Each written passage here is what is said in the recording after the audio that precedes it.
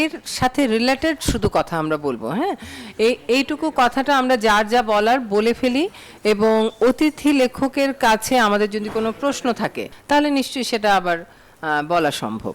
কিন্তু প্রথমে কোনো বাধ্যবাধকতা নেই যে কথা বলতেই হবে, এমনও না, আপনি শুধু শুনতেও পারেন। একটি বেসরকারি বিশ্ববিদ্যালয়ের সহযোগী অধ্যাপক হিসেবে আছি, স্ট্যামফোর্ড ইউনিভার্সিটি বাংলাদেশ। সেখানে ব্যবসা প্রশাসন বিভাগে পড়াই, কিন্তু আমার নেশা এবং ধ্যান জ্ঞান সাহিত্য, তাই হয়তো আমি এখানে। এর মধ্যে আমার 4টি গল্পগ্রন্থ বেরিয়েছে, একটা সাক্ষাৎকার গ্রন্থ বেরিয়েছে এবং একটা দীর্ঘ লেখা এখন চলছে, হাত দিয়েছি। এই তো। আমি সাদাত সায়েম, আমি সাংবাদিকতা করি, তবে এখানে সাংবাদিক হিসেবে আসিনি, মানে ওই বইটা নিয়ে কথা বলার জন্য এসেছি। আর পাশাপাশি লেখালেখি করি। আমার 3টি গল্পগ্রন্থ বেরিয়েছে। একটা হচ্ছে গিয়ে আপনার মিনের অসুখ ও অন্যান্য গল্প নামে, এটা হচ্ছে গিয়ে সর্বশেষে বের হয়েছে। আর ভরা কটন নামে একটা কবিতার বই বের হয়েছে 2022 সালে। এই আর কি, ধন্যবাদ। আমি সাগর মল্লিক, পড়াশোনা করছি জগন্নাথ ইউনিভার্সিটিতে, ইংলিশে মাস্টার্স, সাথে অ ক খ নিয়ে বই নিয়ে কাজ করছি দীর্ঘদিন ধরে। সারা বাংলাদেশে পাঠচক্রের বিস্তার বা বই পড়াকে আরও বেশি ছড়িয়ে দেওয়ার জন্য আসলে কাজ করছি। আমরা রমনায় পাঠচক্র করতাম, এখন আমাদেরকে খুবই স্বপ্রণোদিত হয়ে বললো আমরা পাঠচক্র করা যায় কিনা, সেক্ষেত্রে এখানেও পাঠচক্র আয়োজন করা গ্রন্থকেন্দ্রের সাথে। এছাড়াও চেষ্টা করছি ঢাকা বা ঢাকার বাইরেও পাঠচক্রকে ছড়িয়ে দিতে, এর জন্য আলোচনা চলছে। আমরা চেষ্টা করছি সামান্য পৃষ্ঠপোষকতা নিয়ে, সেক্ষেত্রে আরও ঢাকার বাইরে কিছু জেলাতে পাঠচক্র আয়োজন করছে, আর ইনশাল্লাহ খুব তাড়াতাড়ি করব। আর এই তো বই নিয়ে যে ধরনের কাজ করা যায় অকক্ষার মাধ্যমে, সেগুলো করার চেষ্টা করছি। আমি শেখ ফাতেমা পাপিয়া, একজন শিক্ষার্থী। আর এখানে আমার বড় পরিচয় হচ্ছে আমি অকক্ষর একজন, অকক্ষর সাথে কাজ করছি। আর অকক্ষ হচ্ছে একটা স্বেচ্ছাসেবী সংগঠন যেখানে সাহিত্য নিয়ে কাজ করা হয়। আমরা লেখক, পাঠক এবং প্রকাশক, মানে সাহিত্যের সাথে সম্পৃক্ত যত ব্যক্তি আছে তাদেরকে কিভাবে একত্রিত করা যায়, এই চিন্তা থেকে হচ্ছে এই সংগঠনটি আমরা শুরু করি। আমরা কোভিডের আগে একরকম কাজ করতাম, শুধুমাত্র পাঠচক্র, এবং কোভিডের পর আমরা দেখলাম যে মানুষ বিচিত্রভাবে হচ্ছে বই বিমুখ হয়ে যাচ্ছে এবং সব কিছু অনলাইন কেন্দ্রিক হয়ে যাচ্ছে। তখন আমরা চিন্তা করলাম আমরা যে পাঠচক্রগুলো করছি বা আমরা যে বই নিয়ে আড্ডাগুলো দিচ্ছি, এই আড্ডার আদলেই যদি ক্যামেরা বন্দি করা যায়, পাঠকের সামনে আনা যায় বা মানুষ যদি দেখে, তাহলে হয়তো আরও আগ্রহ পাবে। সেই উদ্দেশ্য থেকে আমরা আমাদের পাঠচক্রগুলো এই রমনার খোলা মাঠে বসে আমরা পাঠচক্র করতাম, কার্জন হলের সামনে পাঠচক্র করতাম, ঢাকা বিশ্ববিদ্যালয় কলা ভবনের সামনে পাঠচক্র করতাম। এইভাবে করে সেইগুলোর খণ্ড খণ্ড ভিডিও আমরা ধারণ করে ইউটিউব, ফেসবুকে দিয়েছি, এবং এখান থেকে দেখলাম প্রচুর মানুষ আগ্রহ প্রকাশ করেছে। এবং সেই সাহস থেকে আমরা চিন্তা করলাম যে পাঠচক্রের কথাগুলো একটু সরকারি প্রতিষ্ঠানের সাথেও মনে হয় আলোচনা করা যায়। তো আমরা কয়েক জায়গায় এরকম বলেছি, আমাদের কাজের সম্পর্কে জানিয়েছি। সেখান থেকে আফসানা আপা নিজে থেকে আমাদের একদম কি বলে যে স্নেহসুলভ ডেকে নিয়ে বললেন যে এখানেই করা যায়। কারণ আমরা লাস্ট কয়েকটি পাঠচক্র বৃষ্টির জন্য, এখন এই যে বর্ষাকাল চলছে, বৃষ্টির জন্য আমরা বেশ কয়েকটি পাঠচক্র, মানে প্রচুর সাড়া ছিল। দেখা গেছে আমরা প্রতিটি পাঠচক্রে একটি করে ইভেন্ট ক্রিয়েট করি। 600 থেকে 700 জন মানুষ হচ্ছে আগ্রহী হয় সেই ইভেন্টে। আপনারা অনেকেই এখানে ফর্মটা পূরণ করে এসেছেন, যে আমরা একটা তথ্য ফর্ম দিয়েছিলাম, নাম, আপনার পেশা এবং আপনি এই পাঠচক্রে আসতে চান কিনা, একটা ফোন নাম্বার।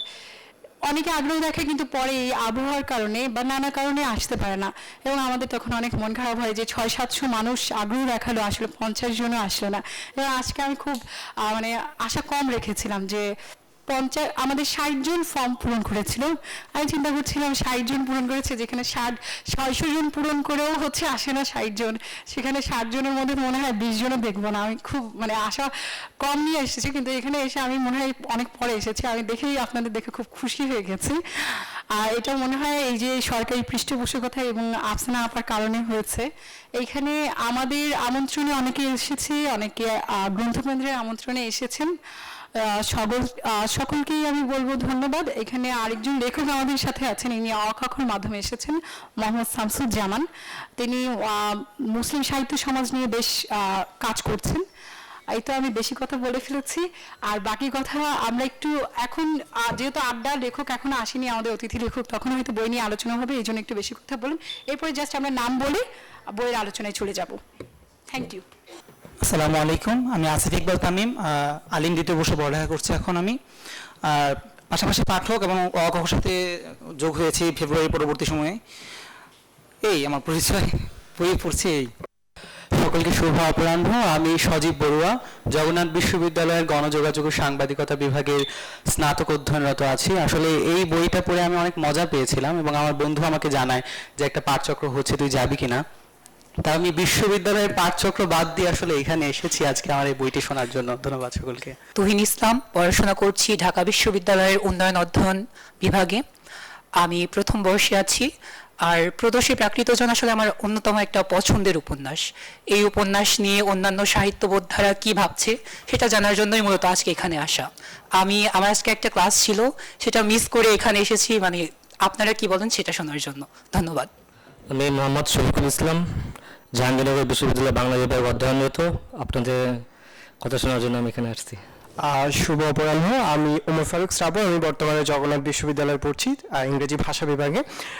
ইংরেজিতে পড়লেও আমার বাংলা সাহিত্যের প্রতি অগাধ ভালোবাসা এবং আমাকে কিছু একটা টানে সবসময় যে আমাকে বাংলাই পড়তে হবে। দেখা গেল যে আমার সেমিস্টার ফাইনালের সময় আমার কয়েকদিন পর এক্সাম, সো আমাকে ইংলিশ লিটারেচারের নোবেলগুলো পড়তে হচ্ছে, সেটা বাদ দিয়ে হচ্ছে আমি বাংলা সাহিত্য পড়ছি।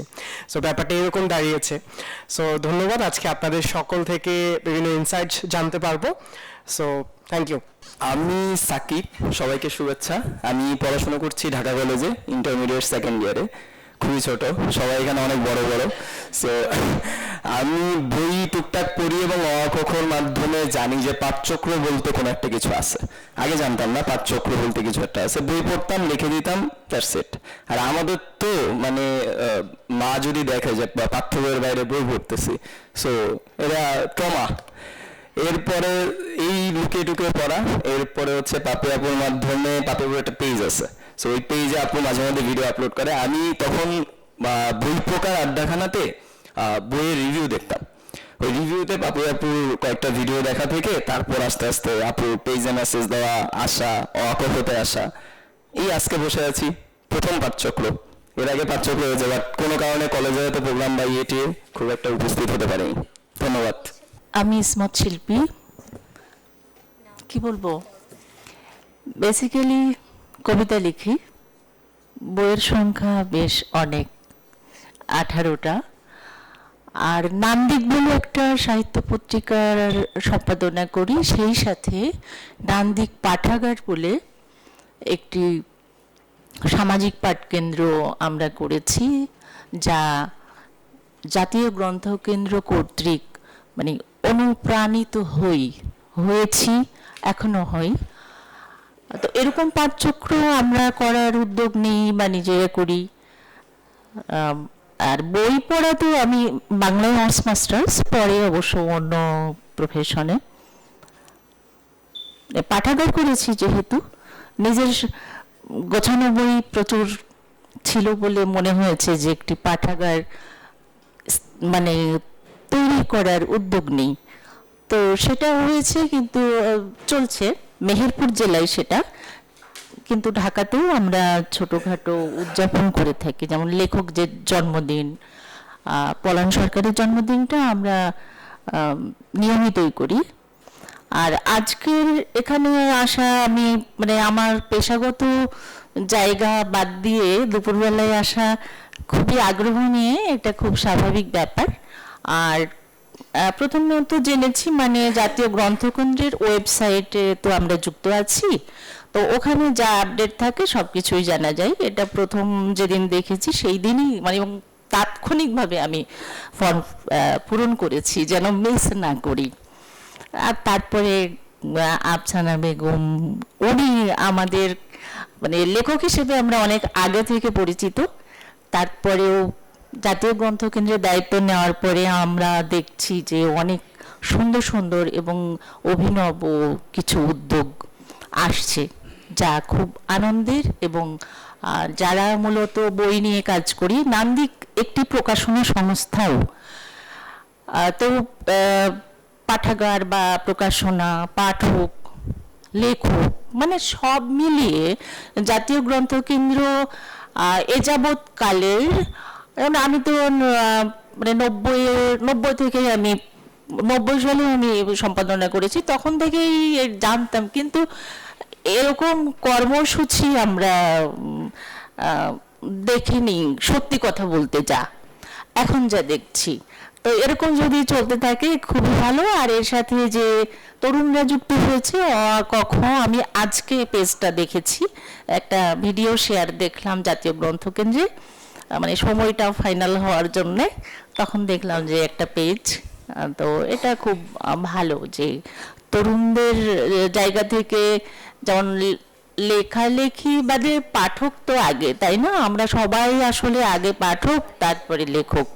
তো পাঠকের জায়গা থেকেই তো আমরা অনেকখানি হতাশ, যেমন আমাদের আমাদের সন্তানের ব্যাপারেও আমরা যখন পাঠাগার করতে গিয়েছি, তখন বাবা মাই চান না যে তাদের সন্তানরা কোচিং বাদ দিয়ে বা ক্লাসের বই বাদ দিয়ে বাইরের একটি বই কেন পড়বে, সময় নষ্ট হবে, কিন্তু আমরা ছোটবেলায় পড়েছি। তো যাই হোক, এটা আবার চর্চায় আসছে, এর জন্যে বেশ ভালো লাগছে। অনেক ধন্যবাদ আর শুভেচ্ছা সকলকে। আমি ক্লিমেন্ট মার্টিন বারোই, নান্দিকের সঙ্গে আছি, নান্দিক পাঠাগার, নান্দিক প্রকাশনা। আমি শেখ মাকসুদা শিউলি, পেশায় মার্চেন্টাইজার। আজকেই প্রথম এখানে নতুন, এই জন্য আগে এত কথা বলবো না, আগে দেখি বুঝি শিখি পরে বলার চেষ্টা করব। আসসালামু আলাইকুম, আমি সরণী চৌধুরী, একদমই নতুন এখানে। মানে আমার বান্ধবীকে দেখতাম ও অনেক পড়াশোনা নিয়ে, মানে এই বই পড়া নিয়ে খুবই সিরিয়াস, তো ওর দেখা দেখি মূলত আসা। আমি হচ্ছে ইডেনে বাংলা নিয়ে পড়তেছি। আমি তুষার চন্দন, জাতীয় গ্রন্থকেন্দ্রের সাথে এই সম্পৃক্ততা হচ্ছে আমার একটি লাইব্রেরি আছে, আলোকবর্তিকা গ্রন্থালয় মিরপুরে। আর প্রাসঙ্গিক কয়েকটি তথ্যটা দেওয়ার জন্য কয়েকটি কথা বলি, সেটি হচ্ছে আমরা 2017 সাল থেকে মিরপুরে একটি পাঠচক্র করে আসছিলাম, সেটি হচ্ছে স্বতন্ত্র পাঠ নামে। আমরা আবার একটি গ্রুপ তৈরি করেছিলাম, যেখানে মাসে 2টো করে আমরা এরকম পাঠচক্র বলা যাবে না, আমরা আসলে এটা করতাম সুনির্দিষ্ট কোনো ব্যক্তিকে নিয়ে তার কিছু লেখা, আবার কখনো কখনো সুনির্দিষ্ট কোনো একটি বই নিয়ে আমরা সেটা নিয়ে আলোচনা করতাম। বিশেষ 4 জন কবি নিয়ে তাদের যে লেখা, তাদের সেগুলোকে পাঠ করা, পাশাপাশি যারা নতুন লিখে এলাকার মিরপুরের মধ্যে, তাদের সাথে যুক্ত করে দিয়ে এরকম কিছু কাজ করতাম। আমাদের এই জিনিসটা ভালো লাগতো। আমারও আসলে ছোটবেলা থেকে বই পড়ার প্রতি ভয়ঙ্কর নেশা ছিল। আমি বিকেলে খেলতে যেতাম না, আমার বাসার পাশে একটি লাইব্রেরি ছিল মাদারীপুরে শহরে, MM হাফিজিয়া মেমোরিয়াল লাইব্রেরি। আমি বিকেলে ঠিক সেখানে যেতাম। এরকম হয়েছে, আমি যখন কোথাও বেড়াতে গিয়েছি, মনে হলো যে আমি বোধহয় ওই জিনিসটা হারাচ্ছি। আমি বেড়াতে বেশি থাকতে পারতাম, ফিরে আসতাম। তারপরে বিশ্ব সাহিত্য কেন্দ্রের যে বই পড়ার প্রতিযোগিতায় যুক্ত হয়ে গেলাম। পরপর 3বার ক্লাস 9, 10, 11 পর্যন্ত ছিলাম। আমি বই পড়া পুরস্কৃত হয়েছিলাম।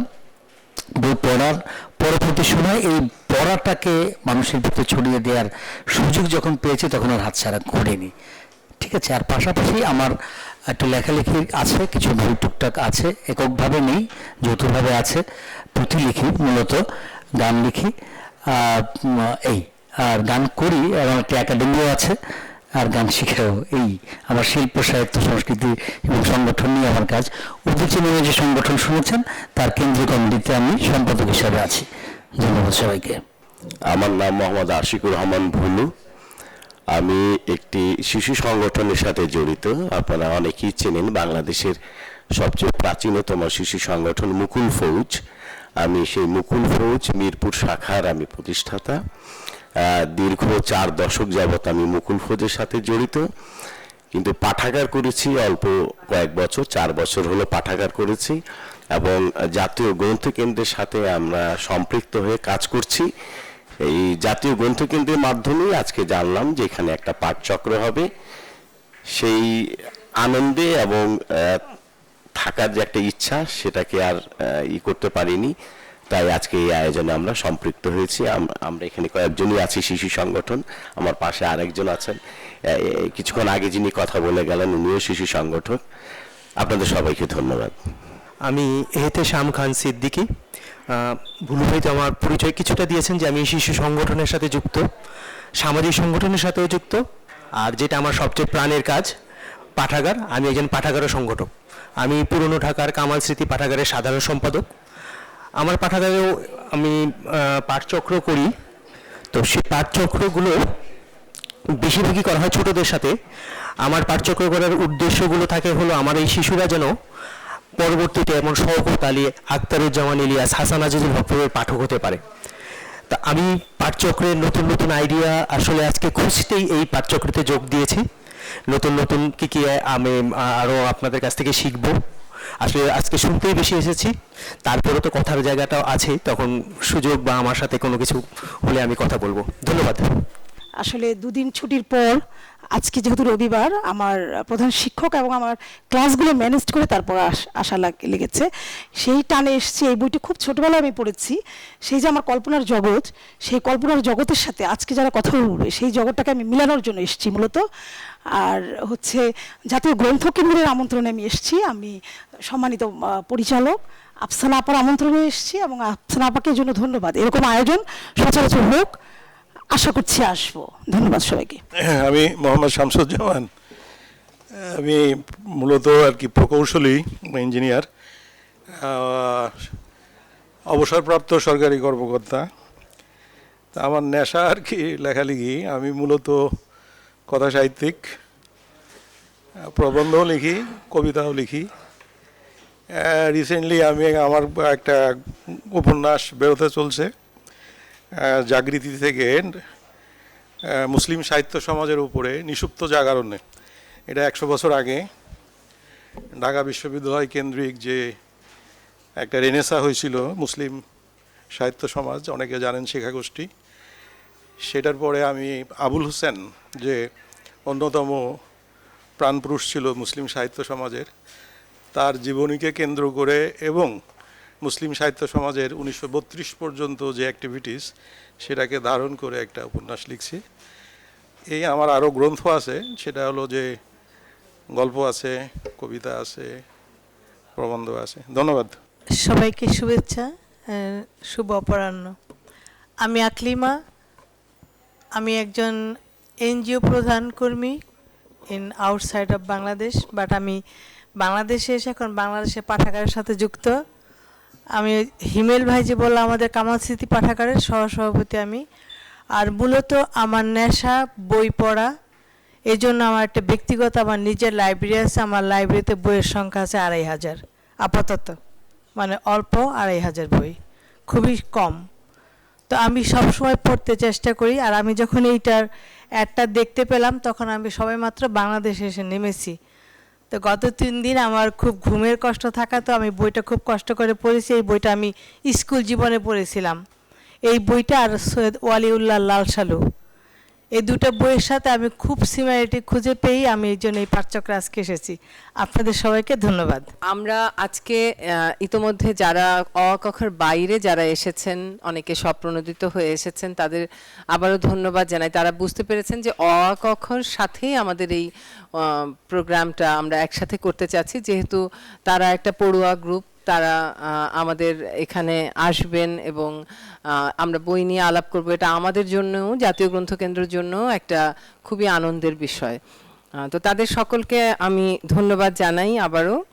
আর আজকে আমরা মূল আমাদের পাঠচক্রে ফিরে যাই, শুরু করি। আমরা প্রথমেই সিদ্ধান্ত নিয়েছিলাম যে পাঠচক্রটি এমন একটি বই দিয়ে করব যে বইটি বহু মানুষ পড়েছে, বহু মানুষের প্রিয়, এবং একজন বিশেষ লেখককে দিয়ে আমরা শুরু করব। আমরা 3-4টি সম্ভাবনা নিয়ে ভাবছিলাম এবং শেষ পর্যন্ত আমরা ঠিক করি যে শওকত আলীর প্রদোষে প্রাকৃত জন দিয়ে আমরা আমাদের পাঠচক্রটি শুরু করব। আমাদের সৌভাগ্য যে আহমদ মোস্তফা কামাল আমাদের এই প্রস্তাবে রাজি হন যে তিনি অতিথি লেখক হিসেবে এখানে আলোচনা করবেন। আমার মনে হয় আমরা যে পাঠচক্রের যে সিস্টেমটা বা প্রক্রিয়াটা নিয়ে ভেবেছি কিছুক্ষণ আগে উনি আসার আগে, যে আমরা সবাই যার যা কথা বলার সেটা আমরা সংক্ষিপ্ত আকারে বলবো এবং কোনো প্রশ্ন থাকলে বা কোনো বিশ্লেষণ জানতে চাইলে আমরা ওনার কাছে সেটা জানতে চাইব, এবং সবার শেষে উনি ওনার যদি নোট রাখেন সবার শেষে উনি একে একে সেই বিশ্লেষণগুলো কিংবা ওনার নিজের যে বিশ্লেষণ, ওনার নিজের এই বই সম্পর্কে যা বলার সেটা উনি একই সাথে বলবেন। এবং তারপর যদি আবার কারো কোনো প্রশ্নের উদ্রেক হয় তখন আবার তিনি প্রশ্ন করতে পারবেন নিশ্চয়ই। আপনারা জানেন যে শওকত আলী আমাদের দেশের খুবই গুরুত্বপূর্ণ একজন লেখক। উনি উপন্যাস লিখেছেন, আবার ছোট গল্প উনি প্রচুর লিখেছেন, যার জন্য তিনি বাংলা একাডেমি তাকে ছোট গল্পের জন্য পুরস্কৃত করেছেন। এবং এছাড়াও বলা যায় যে শওকত আলীর লেখাটা এমন ছিল যে উনি অগ্রজদের থেকেও যেমন নিয়েছেন সেরকম অত্যন্ত আধুনিক লেখাও উনি লিখেছেন। আবার উনি 60-এর দশকে শুরু করেছেন লেখালেখি, কিন্তু দীর্ঘ সময় যেহেতু লিখতে পেরেছেন সেহেতু কোনো রাজনৈতিক বা সামাজিক পরিবর্তনই তার লেখা থেকে আমরা বাদ যেতে দেখি না। যেমন দেখি যে উনি 47-এর দেশভাগের পূর্বের অবস্থা এবং কি দেশভাগের সময়কার বা তার পরবর্তী সময়কার অবস্থা উনি উপন্যাসে তুলে ধরেছেন। আবার 69-এর গণ অভ্যুত্থান তুলে ধরেছেন। আবার মুক্তিযুদ্ধের পূর্ববর্তী পরিস্থিতির সাথে মুক্তিযুদ্ধ সময়কালীন বা তার পরবর্তী ঠিক পরপর যে পরিস্থিতিটা ঘটেছিল সেটাও আমরা তার উপন্যাসে পাই। আবার একেবারে যদি দেখি যে আধুনিক কালে এসে একেবারে 20 শতকের যে প্রযুক্তিময় জীবন সেটাও উনি ওনার লেখায় তুলে ধরার চেষ্টা করেছেন। তো বলা যায় যে একজন লেখকের লেখায় আসলে দীর্ঘ একটা সময়ের ছাপ আমরা দেখি। কিন্তু আজকে যে উপন্যাসটি নিয়ে আমরা কথা বলবো এটি আসলে এই কোনো সময়েরই নয়, এটা একেবারে সেই একাদশ-দ্বাদশ শতাব্দীর কাহিনী। এবং এই কাহিনীটি উনি লিখলেন বলতে গেলে 80-র দশকে। 84 সালে উপন্যাসটি প্রথম প্রকাশিত হয়। হয়তো বা যদি মনে করি যে উনি 80-র দশকের শুরুর দিকে এটা লিখছেন বা আরও আগে থেকে এটা উনি লিখেছেন বা লিখতে শুরু করেছেন কবে আমাদের জানা নেই, কিন্তু যেন মনে হয় যে উনি যেহেতু আইয়ুব খানের সময়টা দেখেছেন, উনি নির্যাতন নিপীড়ন দেখেছেন এবং সেই নিপীড়নের স্মৃতি বা সেই নিপীড়নের বর্ণনা হয়তো সরাসরি উনি সেইভাবে না লিখে আরেকটা শতাব্দীর কাহিনীর মধ্য দিয়ে সেই বিষয়গুলোকে তুলে ধরার চেষ্টা করেছেন, যেটা কিনা সত্যি সত্যি যে সময়টা যে কাহিনীটা তিনি তুলেছেন এখানে সেটা একটা ঐতিহাসিক উপন্যাস বা ইতিহাস ভিত্তিক উপন্যাস আমরা বলছি।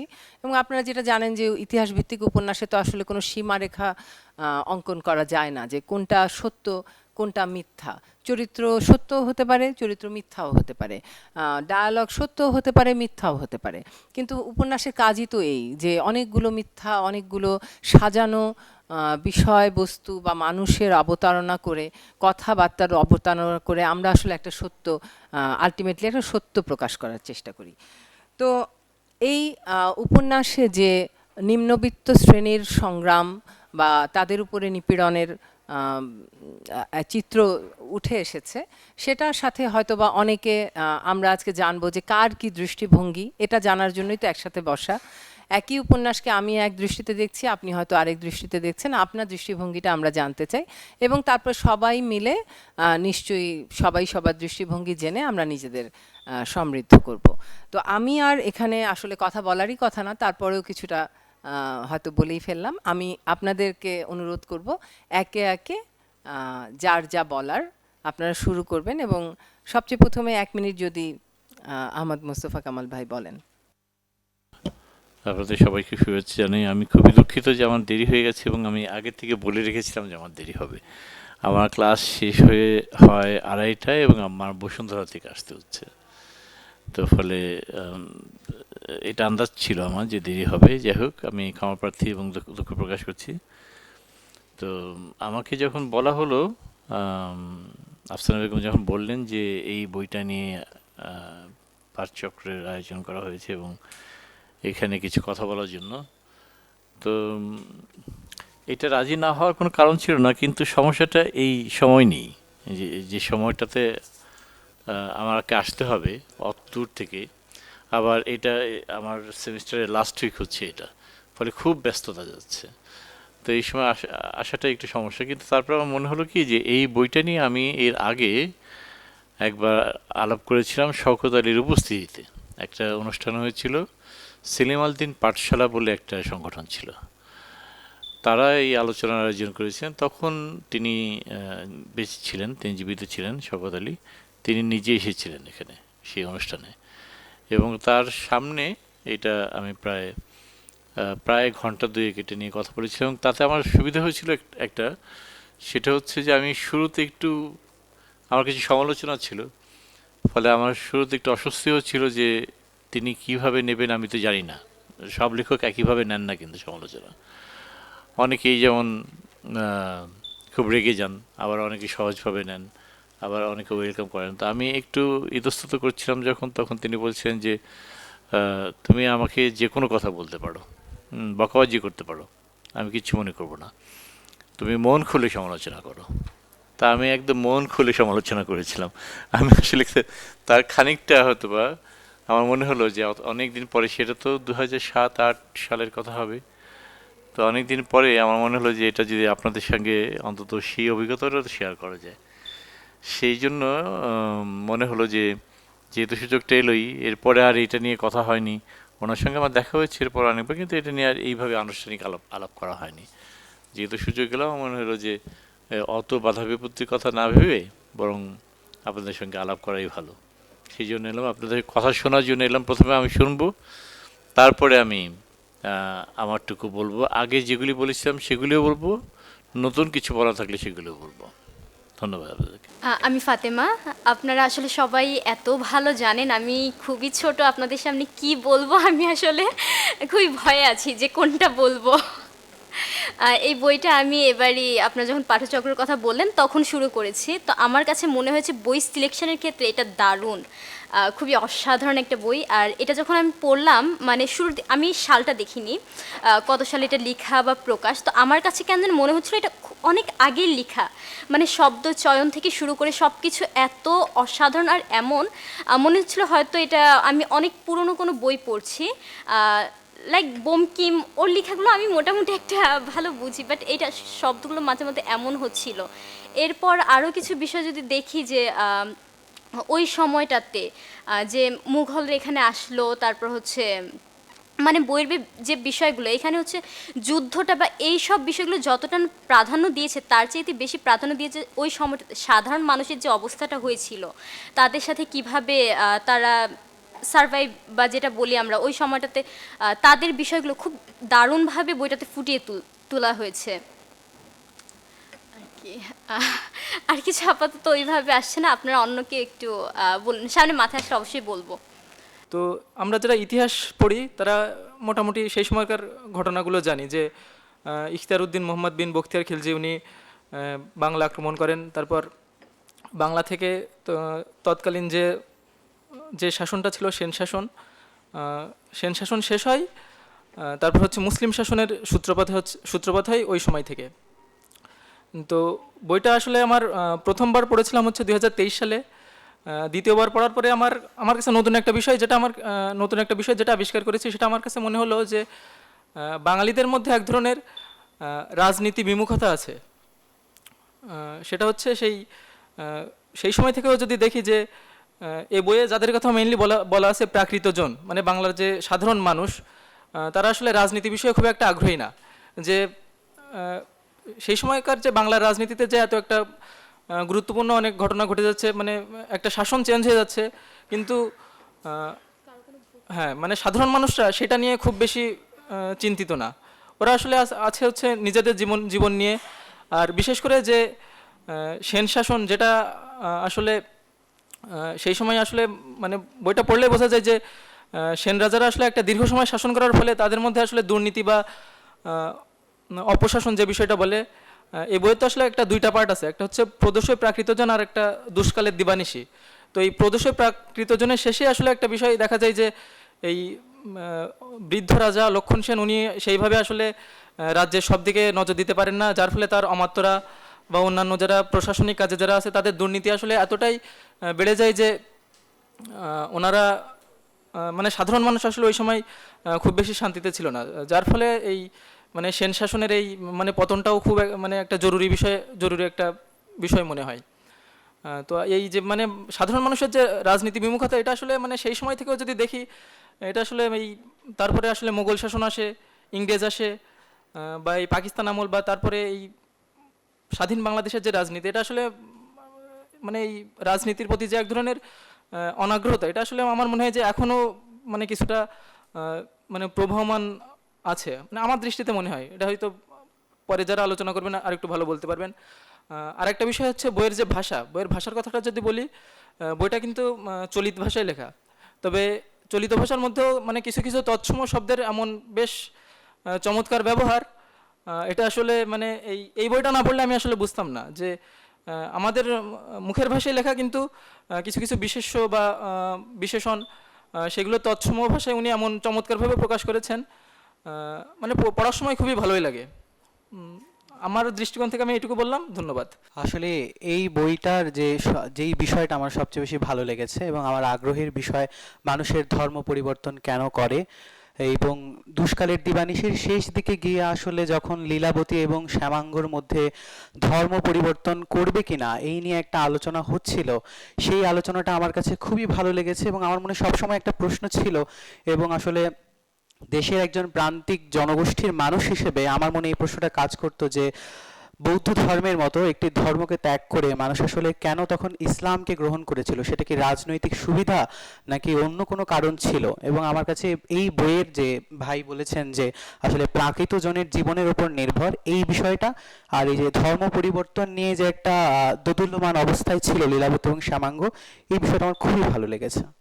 প্রদোষে প্রাকৃতজন উপন্যাসে আসলে আমাদের গ্রাম বাংলার একেবারে খুবই যারা নিম্ন বর্গের মানুষ, নিম্ন শ্রেণীর, তাদের কথা ফুটিয়ে তোলা হয়েছে। তবে আমার কাছে একটা হেয়ালি লাগে যে প্রাচীন বাংলায় আমাদের সমাজ কি এতটাও লিবারেল ছিল যে একজন অচেনা শ্যামাঙ্গ তাদের কাছে, লীলাবতীদের কাছে একজন অপরিচিত পুরুষ ছিল, কিন্তু তারপরেও তাকে তারা নিজের গৃহে থাকতে দেয়। আমার কাছে এটাই প্রশ্ন যে তখন কি আমাদের প্রাচীন বাংলার সমাজ এতটাই লিবারেল ছিল যে একজন অপরিচিত পুরুষকেও তাদের গৃহে আশ্রয় দেওয়ার মতো মানসিকতা তাদের ছিল, কিংবা সহজভাবে নারীরা যেভাবে পুরুষদের সঙ্গে আলোচনা করছে তখনও কি তারা সেভাবে করতে পারতো? এটাই আমার প্রশ্ন। প্রথমে বলে রাখছি যে আমি বইটা পুরোপুরি পড়তে পারি নাই, যেহেতু আমি 2 দিন আগে শুনেছি, বাট এইটা পড়ে আমি আমার যে টেকটা এই বই থেকে সেটা হচ্ছে যে তখনকার সময়ে আমরা দেখেছি যে সেন রাজা অনেক বছর শাসন করার পরও যখন বখতিয়ার খিলজি মাত্র 12 জন সৈন্য নিয়ে চলে আসে, সৈন্য নিয়ে আক্রমণ করে, তখন সেন রাজা পালিয়ে যায়। তো এইটা আমি পড়ে যেটা বুঝেছি যে আমি বর্তমানের সাথে কানেক্ট করতে পেরেছি।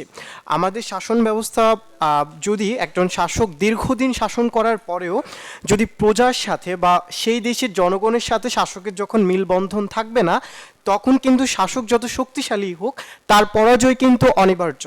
তো এই জিনিসটা আমি বইয়ের সাথে কানেক্ট করতে পেরেছি। আর শওকত আলী নিয়ে যদি আমি বলে থাকি, কালকে যখন আমি বইটা পড়তেছিলাম আমি ভাবলাম যে আচ্ছা আমি বইটা একটু দ্রুত পড়ে আমি বইটা শেষ করবো পাঠচক্রের জন্য, বাট পরে আমি চিন্তা করলাম আমি যখন বইটা পড়ছি, যেটা অলরেডি ভাইয়া বলেছেন যে শব্দচয়নগুলো, সংস্কৃত ভাষার শব্দগুলো আমাদের কাছে একটু দুর্বোধ্য মনে হয়, কিন্তু তিনি শব্দগুলোকে এত পারফেক্টলি সাজিয়েছেন যে আমি কালকে মনে হয় 100-র বেশি আমি শব্দ শুধু নোট করেছি। আমার কাছে মনে হচ্ছে যে শুধু আমি বইটা পড়ছি না, আমি এখান থেকে শব্দ কুড়াচ্ছি। আমার শব্দ কুড়ানোর প্রতি আমার একটা নেশা কাজ করে, কিন্তু আমার কাছে মনে হয় আমি শুধু যে একটা ঘটনা জানতে পারছি তা না, একটা শব্দ ভাণ্ডার আমি এখানে খুঁজে পেয়েছি। সো দুর্দান্ত লেগেছে। আমি শীঘ্রই বইটা শেষ করব, কিন্তু আমি পুরো ঘটনাটা রিভিউ দেখেছি, জেনেছি।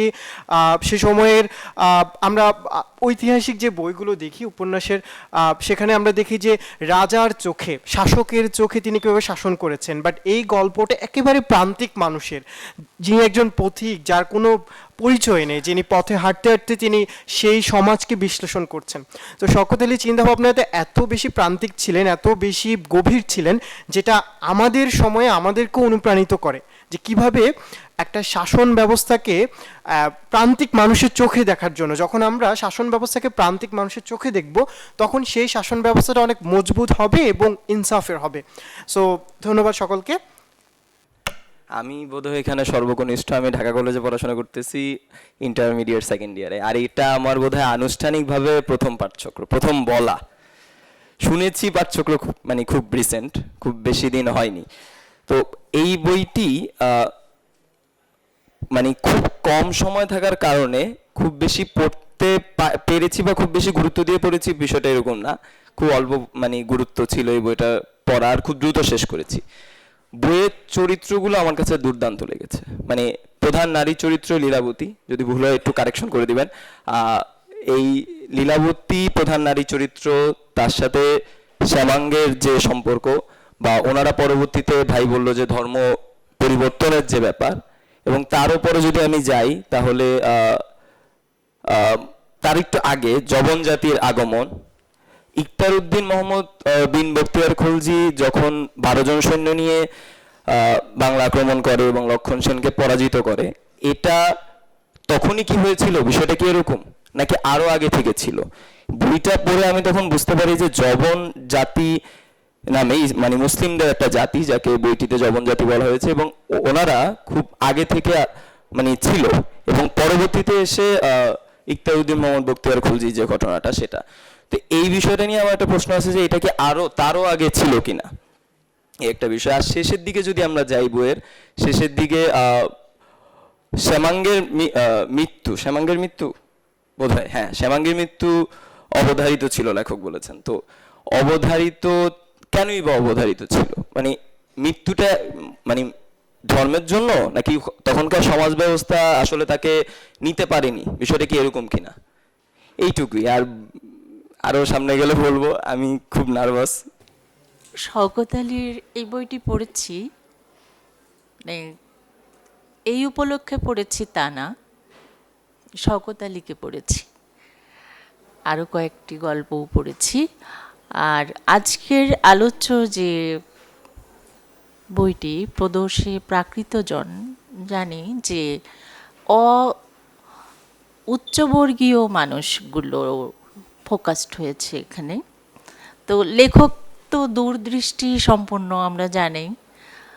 শওকত আলীর যে দৃষ্টিভঙ্গি এখানে উঠে এসেছে, ঐতিহাসিক তো বটেই, অনেক জটিল এবং খুবই মনস্তাত্ত্বিক যে ব্যাপারগুলো, সেগুলোই। আর আমি বইটি বা লেখা নিয়ে কিছু বলবো না, আজকে শুনবো, তরুণদের কাছ থেকে শুনছি, আরও শুনবো। আর মূল যে অতিথি লেখক, তার বৃহৎ আলোচনা শুনবো।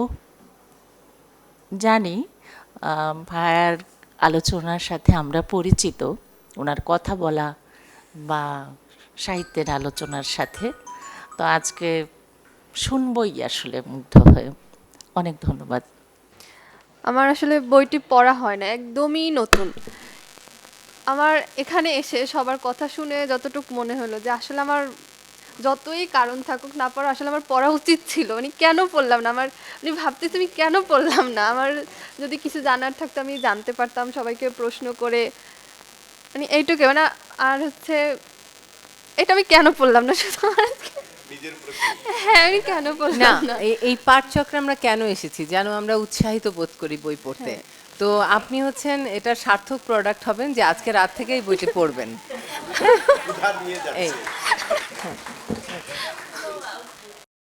আমার কাছে মনে হলো যে এই বইটি সিলেকশনটাই এই সময়ের জন্য খুবই গুরুত্বপূর্ণ।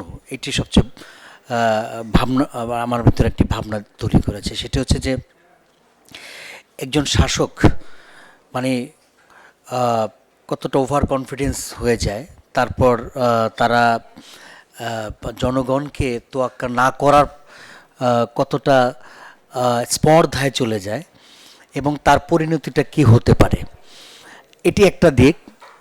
আর একটা দিক হচ্ছে যে আমরা প্রাকৃতজন, আমরা আম জনতা, আমরা স্বপ্ন দেখি, আমরা রক্ত দেই, কিন্তু আবার সেইভাবে প্রতারিত হই। তো এই ঘটনা সবসময় সমস্ত ইতিহাসে পুনরাবৃত্তি হয়। আমি ইংলিশ লিটারেচারের ছাত্র। অ্যানিম্যাল ফার্ম জর্জ অরওয়েলের সেম জিনিসটি, যারা স্বপ্ন দেখালো, হ্যাঁ, আবার ওরাই তাদের প্রত্যেকটা কাজকে আবার তার বিভিন্ন লজিকে জাস্টিফাই করার চেষ্টা করলো। তো এই যে আমরা আমাদের একটা গান আছে আমাদের মোহাম্মদ সেলিমের লেখা ইতিহাস কথা কতে, যে স্বাধীন হইলাম মুক্তি পাইলাম না, আমরা এই গানটি গাইতাম।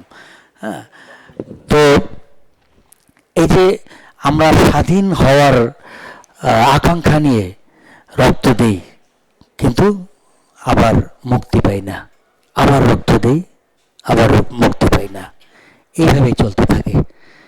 এটাই প্রাকৃত জনের প্রদেশে যাওয়ার, বা বলতে পারি এইটাই আমাদের আসলে নিয়তি। ধন্যবাদ। এই বোনের সাথে আমি একমত যে এই বইটা কেন পড়া হলো না, এবং এই ক্ষুধাটা নিয়ে, এই তৃষ্ণাটা নিয়ে আমি যাচ্ছি, এবং আজকে আমি জাতীয় গ্রন্থকেন্দ্র থেকে বইটা সংগ্রহ করেছি। আকলিমা আপা যেমন সংগ্রহ করেছে, আমিও একটা করেছি, এবং আজকে বাসায় গিয়ে এটা পড়বো। এখান থেকে যা শুনছি, শুনে নিজে পড়ে জাস্টিফাই করে দেখব যে কতটুক কার কথার মধ্যে কতটুক মিল অমিল ছিল, সেটা নিজে নিজে আমি নির্ধারণ করব। সবাইকে ধন্যবাদ। আমি বলতে চাচ্ছি আমি খুব ছোটবেলায় বইটি পড়েছি। হ্যাঁ, তো লেখক শওকত আলী, মানে ওনাকে স্যারকে এই ধরনের প্রশ্ন করেছিলেন যে ওই সময়ের যে সমাজের যে চিত্র, সামাজিক যে চিত্র, রাজনৈতিক যে চিত্র, সেটাকে উনি কি মানে সঠিকভাবে চিত্রায়নটা করতে পেরেছেন কিনা, এটা আসলে আমি তখন ছোটবেলায় পড়ে অতটা বুঝিনি। এখন আমি আজকের আলোচনার মাধ্যমে আসলে এটা জানতে চাচ্ছি। ধন্যবাদ। আসলে এটা আমি প্রায় 2000 অথবা 2001 সালের দিকে এটা আমি প্রথম পড়ি। সে বই আমার কাছে এখনও আছে, এবং গতকাল আমি আবার পড়ি অ ক খর অনুপ্রেরণায়। তো এখন হচ্ছে যে এই জিনিসটা, যে এর পজিটিভ সাইড, মানে প্রথমে হচ্ছে যে এটার যে বিশেষ করে তরুণদের কেন আপনারা পড়বেন, এটার জন্য এটা পড়তে হবে এই জন্যই যে প্রত্যেকে তার রুটে যেতে চাই, অর্থাৎ সে রুটে যেতে চাই, সে কে, আমি কে। সুতরাং আমার তো একটা ধর্মীয় পরিচয়ের সাথে সাথে আমার যেমন নৃতাত্ত্বিক পরিচয় আছে, আমার মানে সামাজিক পরিচয়ের যে বিষয়টা আছে, আর একটা আছে যে আমাদের যে সাংস্কৃতিক পরিচয়। ঠিক আছে, তা সাংস্কৃতিক পরিচয় জানতে গেলেও যে আমরা যে মুসলিমরা, বাঙালি মুসলিমরা যে অ্যাসিমিলেটেড বাই দ্য আদার্স রিলিজিয়াস, এটার মধ্যে এখানে নাই। বাট এটা যদি খুঁজতে যাই যে কেন আমরা এটা পড়তে হবে, এই কারণে যে এটা একটা মৌলিক এবং কালজয়ী উপন্যাস আর কি। এখানে অনেক সমস্যা আছে, সেটা হচ্ছে আলাদা কথা, কিন্তু প্রথম হলো যে এখানে যে ইয়াটা আসছে যে কেন আমরা পড়তে হবে, এই কারণেই এর থেকেও আরও পুরনো উপন্যাস আছে, মানে যারা কয়েকজন লিখছে, যেমন জাকির তালুকদার লিখছেন, পিতৃগণ লিখছেন, সেটা আরেকটু আগের, অর্থাৎ ইয়া বিদ্রোহ আর কি, কৈবর্ত বিদ্রোহ নিয়ে লিখছে। হরিশঙ্কর জলদাসও লিখছে, সেলিনা হোসেনও লিখছে বোধহয়, মনময়ূরী বোধহয় আর কি সম্ভবত। আর তো এরকম আছে, সেইগুলো সেটা আরেকটু পুরনো, কিন্তু এইটা হলো যে একটা ট্রানজিশনে, যেখানে ওইগুলো ইসলামীকরণের বিষয় ছিল না, কিন্তু এইখানে থেকে ইসলামীকরণের বিষয়টা আসছে। হচ্ছে যে এই অর্থাৎ ইয়ার যেটা আর কি, ওই যে লক্ষণ সেনের যে ইয়াটা, সেখানে এখন এই ক্রাইসিসগুলো দেখানো নিয়ে অনেক সমস্যা আছে। প্রকৃত ইতিহাস যদি আপনারা যারা নতুন আর কি, তারা যদি জানতে চান, তাহলে আপনাদের পড়তে হবে, একটা বেসিক বই পড়তে হবে, সেটার নাম হলো দীনেশচন্দ্র সেনের হচ্ছে বৃহৎবঙ্গ পড়তে হবে। পড়লে আপনারা বুঝতে পারবেন যে এটার সাথে অনেক রিলেট আছে। আপনি ওখানে যে ক্যারেক্টারগুলো যদি আছে, তাহলে আপনি দীনেশচন্দ্র সেন বৃহৎবঙ্গ পড়তে হবে, এরকম মোটামোটা 2টা খণ্ড, এক একটা প্রায় 1000 পেজ করে আর কি, ঠিক আছে, 2000 পেজের বই। এটা যদি পড়েন তাহলে এটা আপনি খুব এনজয় করতে পারবেন। তখন তা না হলে আপনি এটা এনজয় করা কঠিন হবে। এখন এটা যদি সমালোচনা করি সেটা আলাদা কথা, আমিও একজন হিসেবে সমালোচনা করা যায়। সেটা হলো যে মৌলিক যে বিষয়টা আসছে আমার কাছে কালকে পড়তে যে মনে হয়েছে যে শওকত আলী স্যার বোধহয় উচিত ছিল এটা আরও 200 পৃষ্ঠার বই, এটা উচিত ছিল আরও 100 পৃষ্ঠা বাড়ানো। কারণ এখানে যে ফোকাসটা উনি করেন নাই, যে জায়গাটা আমার কাছে এখন মনে হয়েছে, আমি আজ 20 বছর আগে আমি এই সমালোচনাটা করতে পারতাম না। হয়তো আমার এখন 63 বছর বয়স, পরিণত বয়স হয়েছে, পড়াশোনাও হয়তো করি। সেটা হলো যে আমরা যেমন অনেক বই পড়ছি, সেখানে দেখি যে গোলাম মুর্শিদের বইতে আছে যে আমাদের যে হচ্ছে এই পয়েন্টে, কনভার্সনের পয়েন্টে আমাদের যে বুদ্ধিস্ট ছিল প্রায় 40% মতো জনসংখ্যার, 40% মতো। এই 40% জনসংখ্যা পুরোপুরি এর মধ্যে ঢুকে গেছে মুসলিম, মানে বাঙালি মুসলমানের মধ্যে। অর্থাৎ আমার কাছে মনে হয়েছে স্যার যদি, মানে শওকত আলী স্যার যদি, উচিত ছিল তার এই সেকশনটাকে দেখানো। এখানে শুধুমাত্র ফর্মে দেখাইছে, ভিক্ষু, যোগী, এগুলো ফর্মে দেখাইছে। সেই হিসেবে আমার কাছে মনে হয়েছে যে এইখানে একটা ইনকমপ্লিটনেস আছে। আর একটা হচ্ছে যে যে অন্তর্দ্বন্দ্বর যে বিষয়টা, সেটাও আবার অন্যরকম। আপনারা যে এইখানে, আমি মনে করি না যে খুব একটা মনস্তাত্ত্বিক কিছু আছে, তেমন কিছু নাই। বাট এর যে সৌন্দর্য এই উপন্যাসের, সেটা হলো যে মারাত্মকভাবে এটা একটা শিল্পমণ্ডিত শৈল্পিক উপন্যাস। এত শৈল্পিক উপন্যাস খুব কম আছে, বিশেষ করে প্রথমটা আর কি, যেখানে ইয়াটা না, শেষের অংশটা না, অর্থাৎ কি যেন দিবানিশি কইলেন না কি যেন একটা ওটাতে অত না, বাট প্রথমটাতে হচ্ছে শিল্প, যেটা যারা আপনারা পড়তে চান, লিখতে চান, তারা এইটাকে করতে পারেন। আরেকটা যেটা এখানে সমস্যা আছে আমার কাছে মনে হয়েছে যে হচ্ছে সাধারণত খুব ডিফিকাল্ট এই জিনিসটা তুলে ধরা, সেটা আরও গবেষণা বা আরও রিসার্চ করে করার দরকার ছিল। সেটা হলো যে উনি যে কথাগুলো ব্যবহার করছে, সেই কথাটা হলো যে কোথাকার কথা, বরেন্দ্রের কথা। বরেন্দ্রের যে ডায়ালেক্টগুলো উনি ব্যবহার করছে, অর্থাৎ সেই ডায়ালেক্টগুলো আমার কাছে মনে হয়েছে যে এখনকার সময়কার ডায়ালেক্ট। হয়তো উনি অত কষ্ট করেন নাই, কিন্তু উনি যে তৎসমর শব্দ ব্যবহার বা অন্যান্য ব্যবহারগুলো, সেই সময়কার আদি শব্দগুলো ব্যবহার করছেন, সেইগুলো অনেক কষ্ট করে করছেন বলে আমি মনে করি।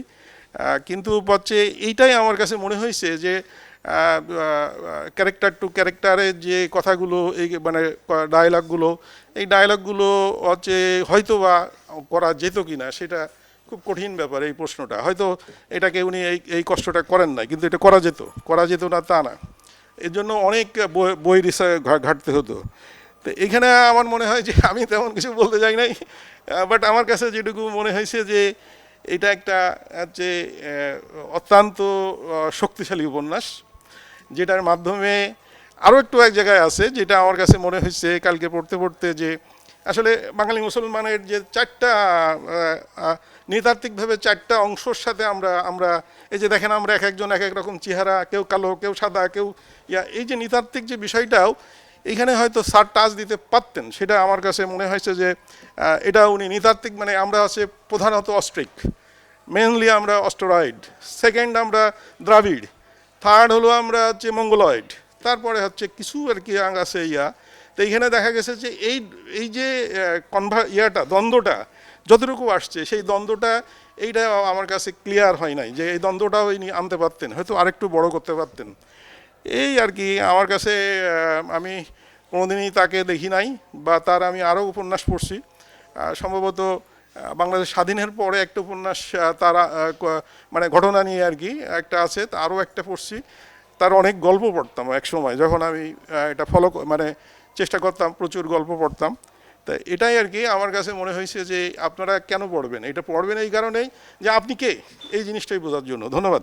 এই যে ভাষাটা নিয়ে আপনারা অনেকেই বলছেন, কেউ বলছেন যে তৎসম শব্দগুলো উনি অত্যন্ত সুন্দরভাবে ব্যবহার করেছেন, অর্থাৎ আপনার কাছে মনে হয় যে এই উপন্যাসের একটি প্রধান শক্তি হচ্ছে এর ভাষা।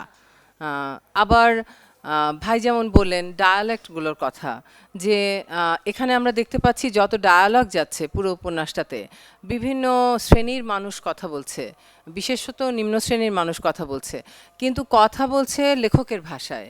লেখক যে ভাষাটা নির্ধারণ করেছেন উপন্যাস লেখার জন্য, সেই ভাষাটিতেই কথা বলছে। তাহলে এই বিষয়টা কি আসলে এই উপন্যাসের দুর্বলতা নাকি শক্তি? এটা আমার একটা প্রশ্ন থাকবে আহমদ মোস্তফা কামালের কাছে। যেমন আমরা দেখেছি যে এই উপন্যাসের পরেও তো অনেক উপন্যাস লেখা হয়েছে, কিন্তু কোনো ঔপন্যাসিক কিন্তু এই ধারাটি অনুসরণ করেননি, যে ওই তৎসম বা সমাসবদ্ধ যে প্রচুর শব্দ, যেগুলো খুব সাবলীলভাবে এখানে এসেছে এবং পড়তে এতটুকু কষ্ট হয় না। প্রত্যেকটা বাক্যে 5টার মধ্যে 3টা তৎসম শব্দ থাকে, তারপরেও আমরা অর্থটা খুব সুন্দরভাবে বুঝতে পারি ওনার ব্যবহার করার কারণে, কিন্তু তারপরেও ওই অঞ্চলের লোক তো এভাবে কথা বলতো না। তাহলে অথচ যখন আমরা পড়ছি সেটাও হয়তো অনেক সময় আমাদের এতটুকু ডিস্টার্বিং মনে হচ্ছে না, মনে হচ্ছে যে হ্যাঁ আমরা অর্থটা তো বুঝতে পারছি। যেমন সৈয়দ শামসুল হক একটা উপন্যাস লিখেছিলেন বালিকার চন্দ্রযানে, সেখানে উনি ইংরেজির যে সংলাপগুলো সেখানে উনি সাধু ভাষা ব্যবহার করেছিলেন। কিছু দূর পড়ার পরই সাধু ভাষা দেখলেই যেন ওটা যে ইংরেজিতে পড়ছি এরকম একটা অনুভূতি হয়, যে ইংরেজিতে বলা হচ্ছে একের পর এক কথা। অর্থাৎ আমি কিভাবে ব্যবহার করছি ঔপন্যাসিক হিসাবে সেটার একটা অদ্ভুত কি বলবো কৃতিত্ব ঔপন্যাসিককে দিতে পারি আমরা। কিন্তু আমার এটুকুই আর কি আমার ভাষা বিষয়ক প্রশ্ন থাকবে, যে এই ডায়ালগগুলোর ক্ষেত্রে যে ভাষাটা, এটা তাহলে যদি এটা যথার্থই হয়ে থাকে পরবর্তীকালে আর ঔপন্যাসিকদেরকে আমরা সেটা দেখি না ব্যবহার করতে। এদিক থেকে কে বলবেন প্লিজ?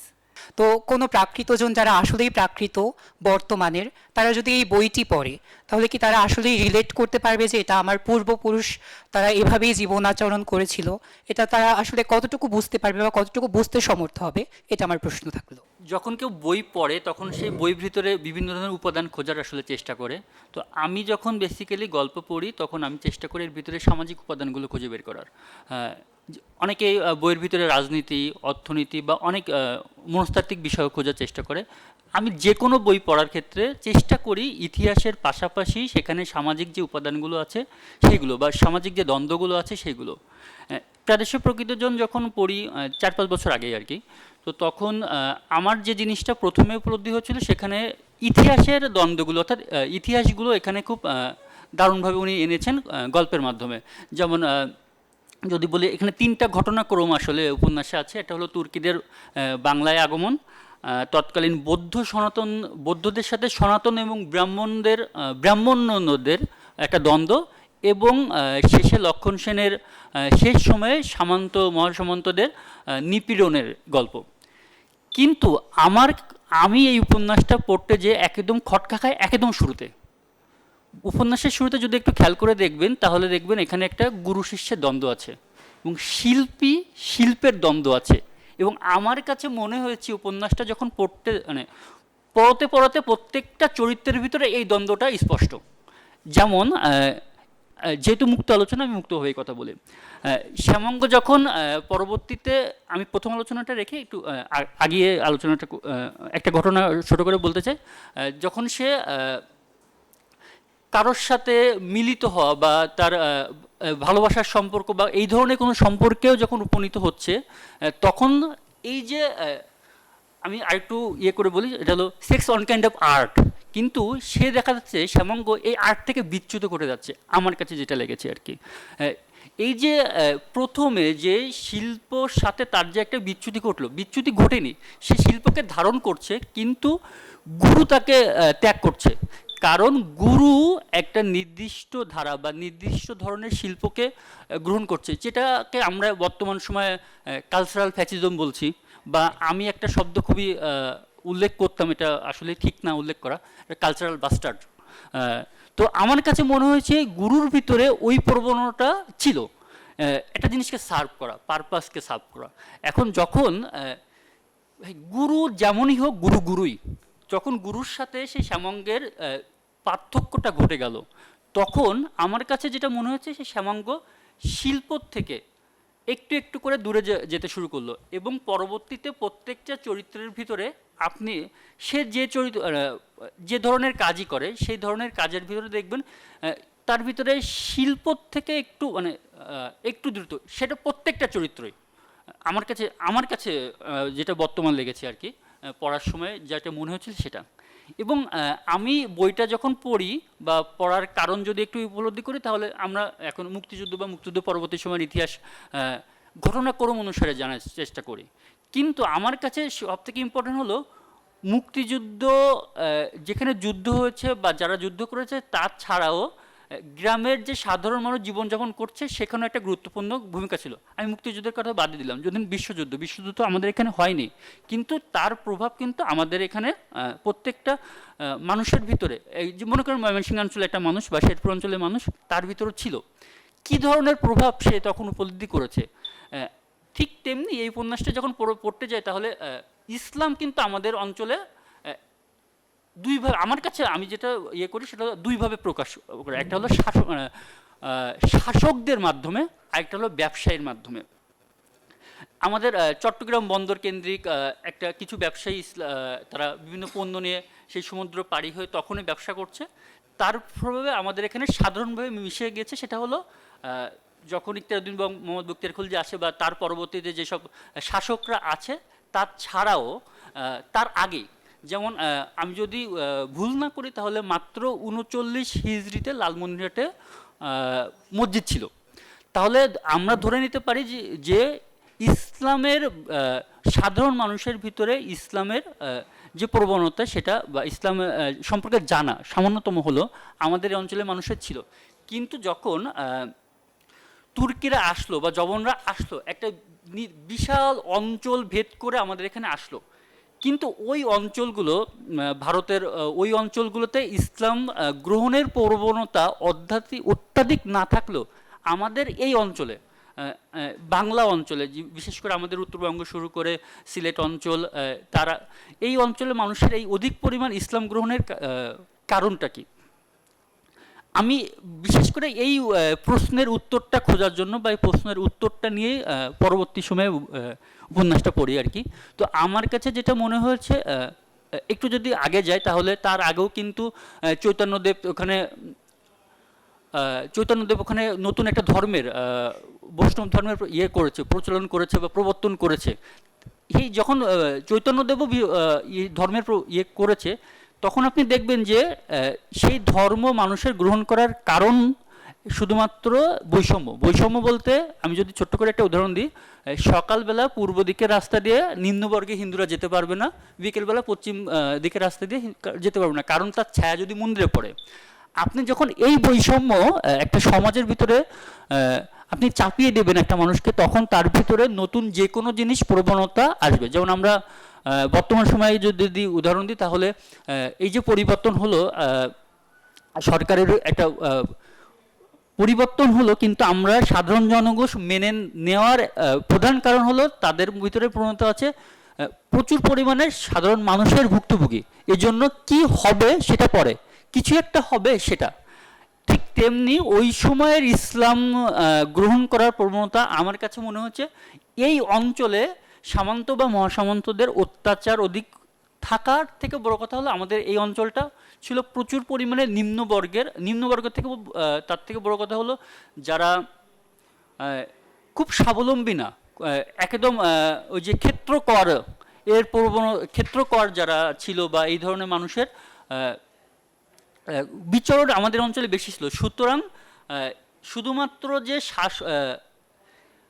শাসকদের মাধ্যমে ইসলাম এখানে মানুষ গ্রহণ করেছে এটা আমার কাছে মনে হয়নি। আমার কাছে মনে হয়েছে এখানে একটা উপন্যাসের ভিতরে একটা দেখবেন যে বণিকদের একটা ইয়ে আছে। আমি বণিকরা এখানে কোন ধর্মের উল্লেখ আছে সেটা আলাদা হিসাব, কিন্তু আমার কাছে যেটা মনে হয়েছে যেহেতু শাসকদের আগেও এখানে ইসলাম যারা আরব বণিকরা আসতো, তাদের ভিতরে যে জিনগত একটা বিস্তার, সেই বিস্তারও এখানে একটা ইম্প্যাক্ট হিসাবে আমার কাছে মনে হচ্ছে কাজ করতে পারে। আর একটা জিনিস আমি যদি উল্লেখ করি তাহলে মানুষ যে কোনো জিনিস গ্রহণ করার ক্ষেত্রে যেটা সব থেকে এখানে উপন্যাসে একটা বর্ণনা আছে ছোট, সেটা হলো জবনরা যখন প্রথম বিল্লগ্রাম বা কোনো একটা হাটে আসে তখন তাদের প্রার্থনা করার বর্ণনাটা, সামনে একজন তারা ঘোড়া থেকে নামলো, সবাই একসাথে বসে প্রার্থনা করলো, হাত উঁচু করলো, কোনো একটা মন্ত্র পড়লো, 2 বার মাটিতে সাবা দিল বা ইয়ে করলো তাদের ভাষায় আর কি, এবং তারা ওখান থেকে উঠে একসাথে খাইতে বসলো, যেটা আমাদের অঞ্চলের মানুষ আগে কখনোই দেখেনি।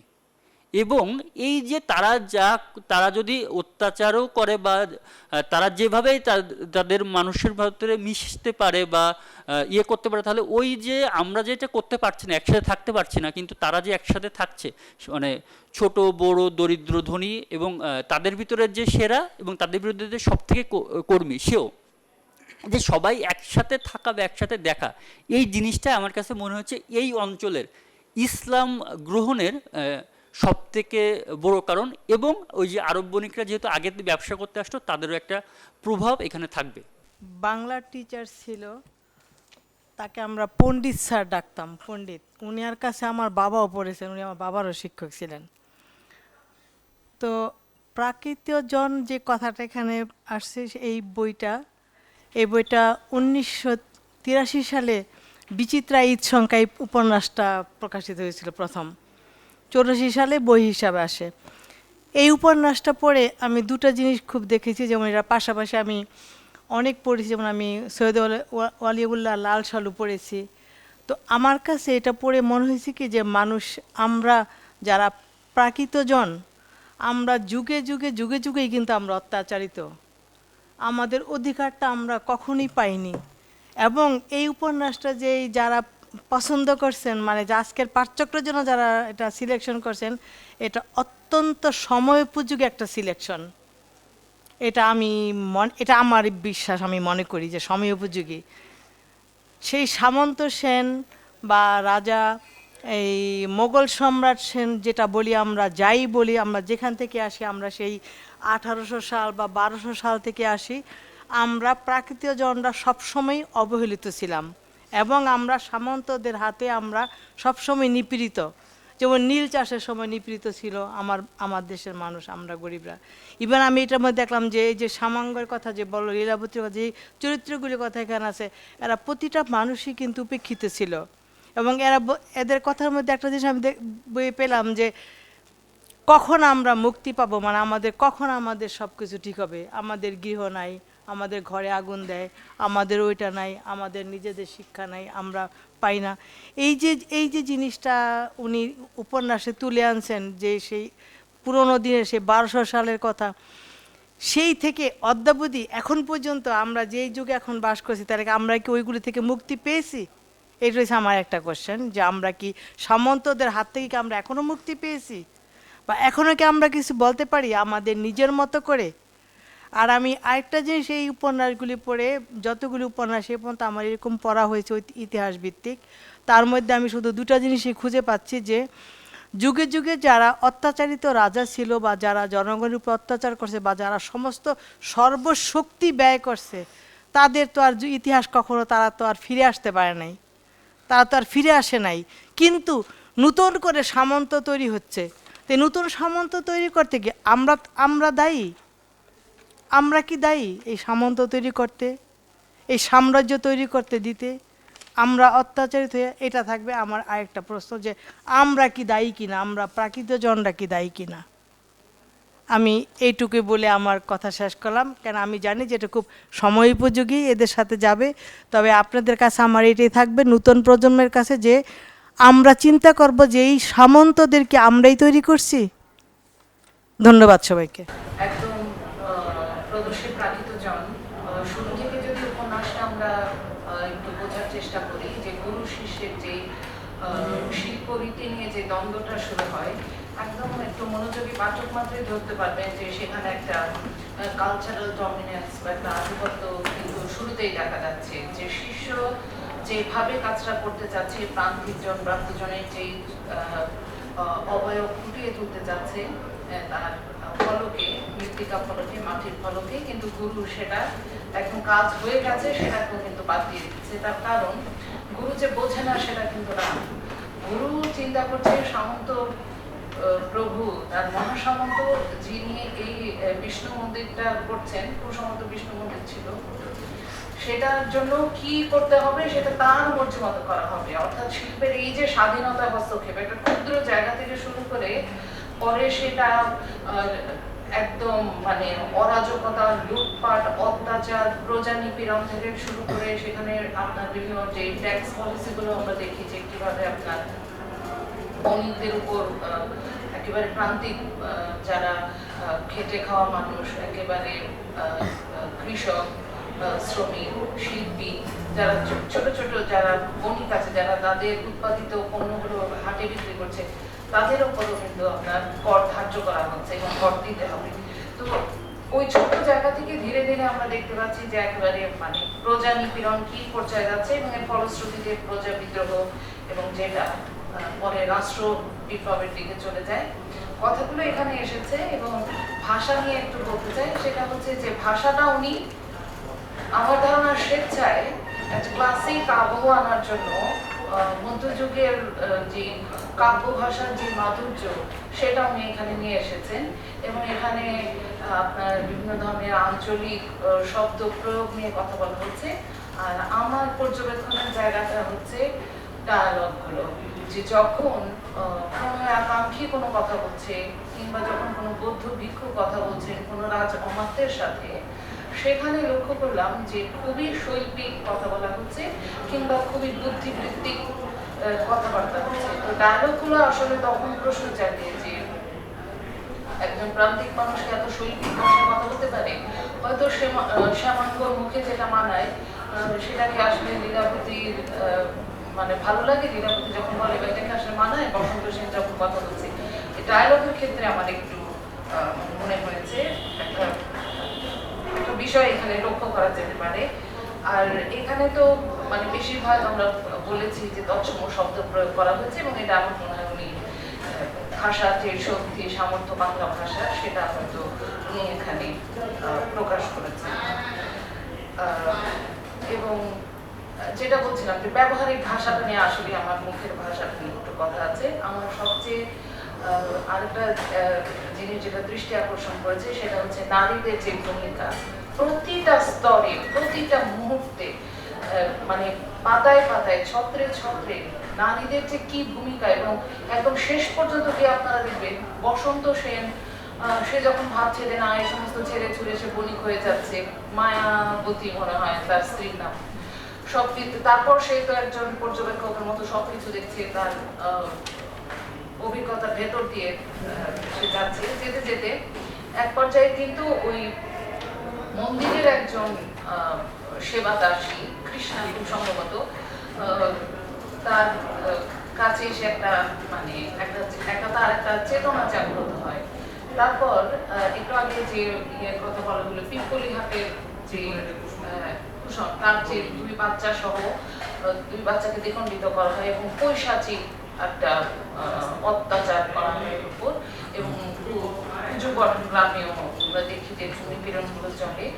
তো এখানেও কিন্তু দেখা যাচ্ছে যে ওই যে নারীদের সাথে যখন বললো যে তুই কর দিবি না, তোর কি মানে বাবা তোর পিতা কর দিবে, এরকম কিন্তু একটা কথা বলা হচ্ছে।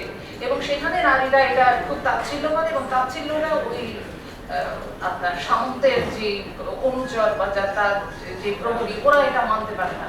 প্রতিটা জায়গায় নারী, এমনকি শেষে আরেকটু মানে প্রায় শেষের দিকে বলা যায় সেখানে একজন নারী সে হচ্ছে আপনার ইয়ে বিক্রি করে, মিষ্টান্ন কিছু দ্রব্য তৈরি করে এবং সেখানে যখন আসে ইয়ে করে তখনও কিন্তু সে তার মুখের উপর আপনার ইয়ে করে মিষ্টিটা ছুঁয়ে মারে, এবং তখন খুব অবাক হয়ে অনেকে দেখে যে না যে যখন রেখেছে না সর্বনাশ হয়ে যাবে, তা কিন্তু হয় না।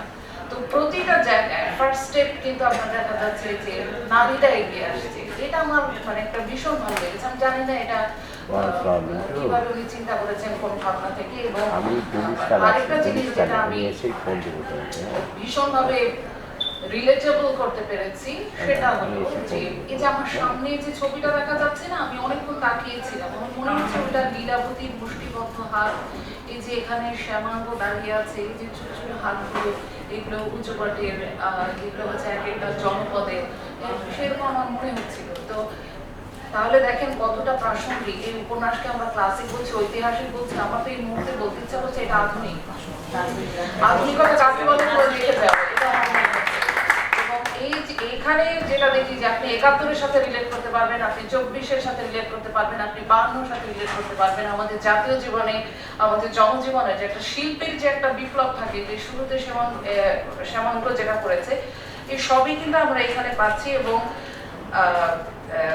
কি বলবো, এটা একটা শুধু আমার লিমিটেশন যেটা মনে হয়েছে, এটা আমি আসলে ওই বলার জন্য বা একটা বিশ্লেষণ হয়তো করতে পারতাম, ওই প্রিপারেশনটা আমি নিয়ে আসি নাই। পড়তে পড়তে যা মাথায় এসছে সেগুলো একটু বলছি।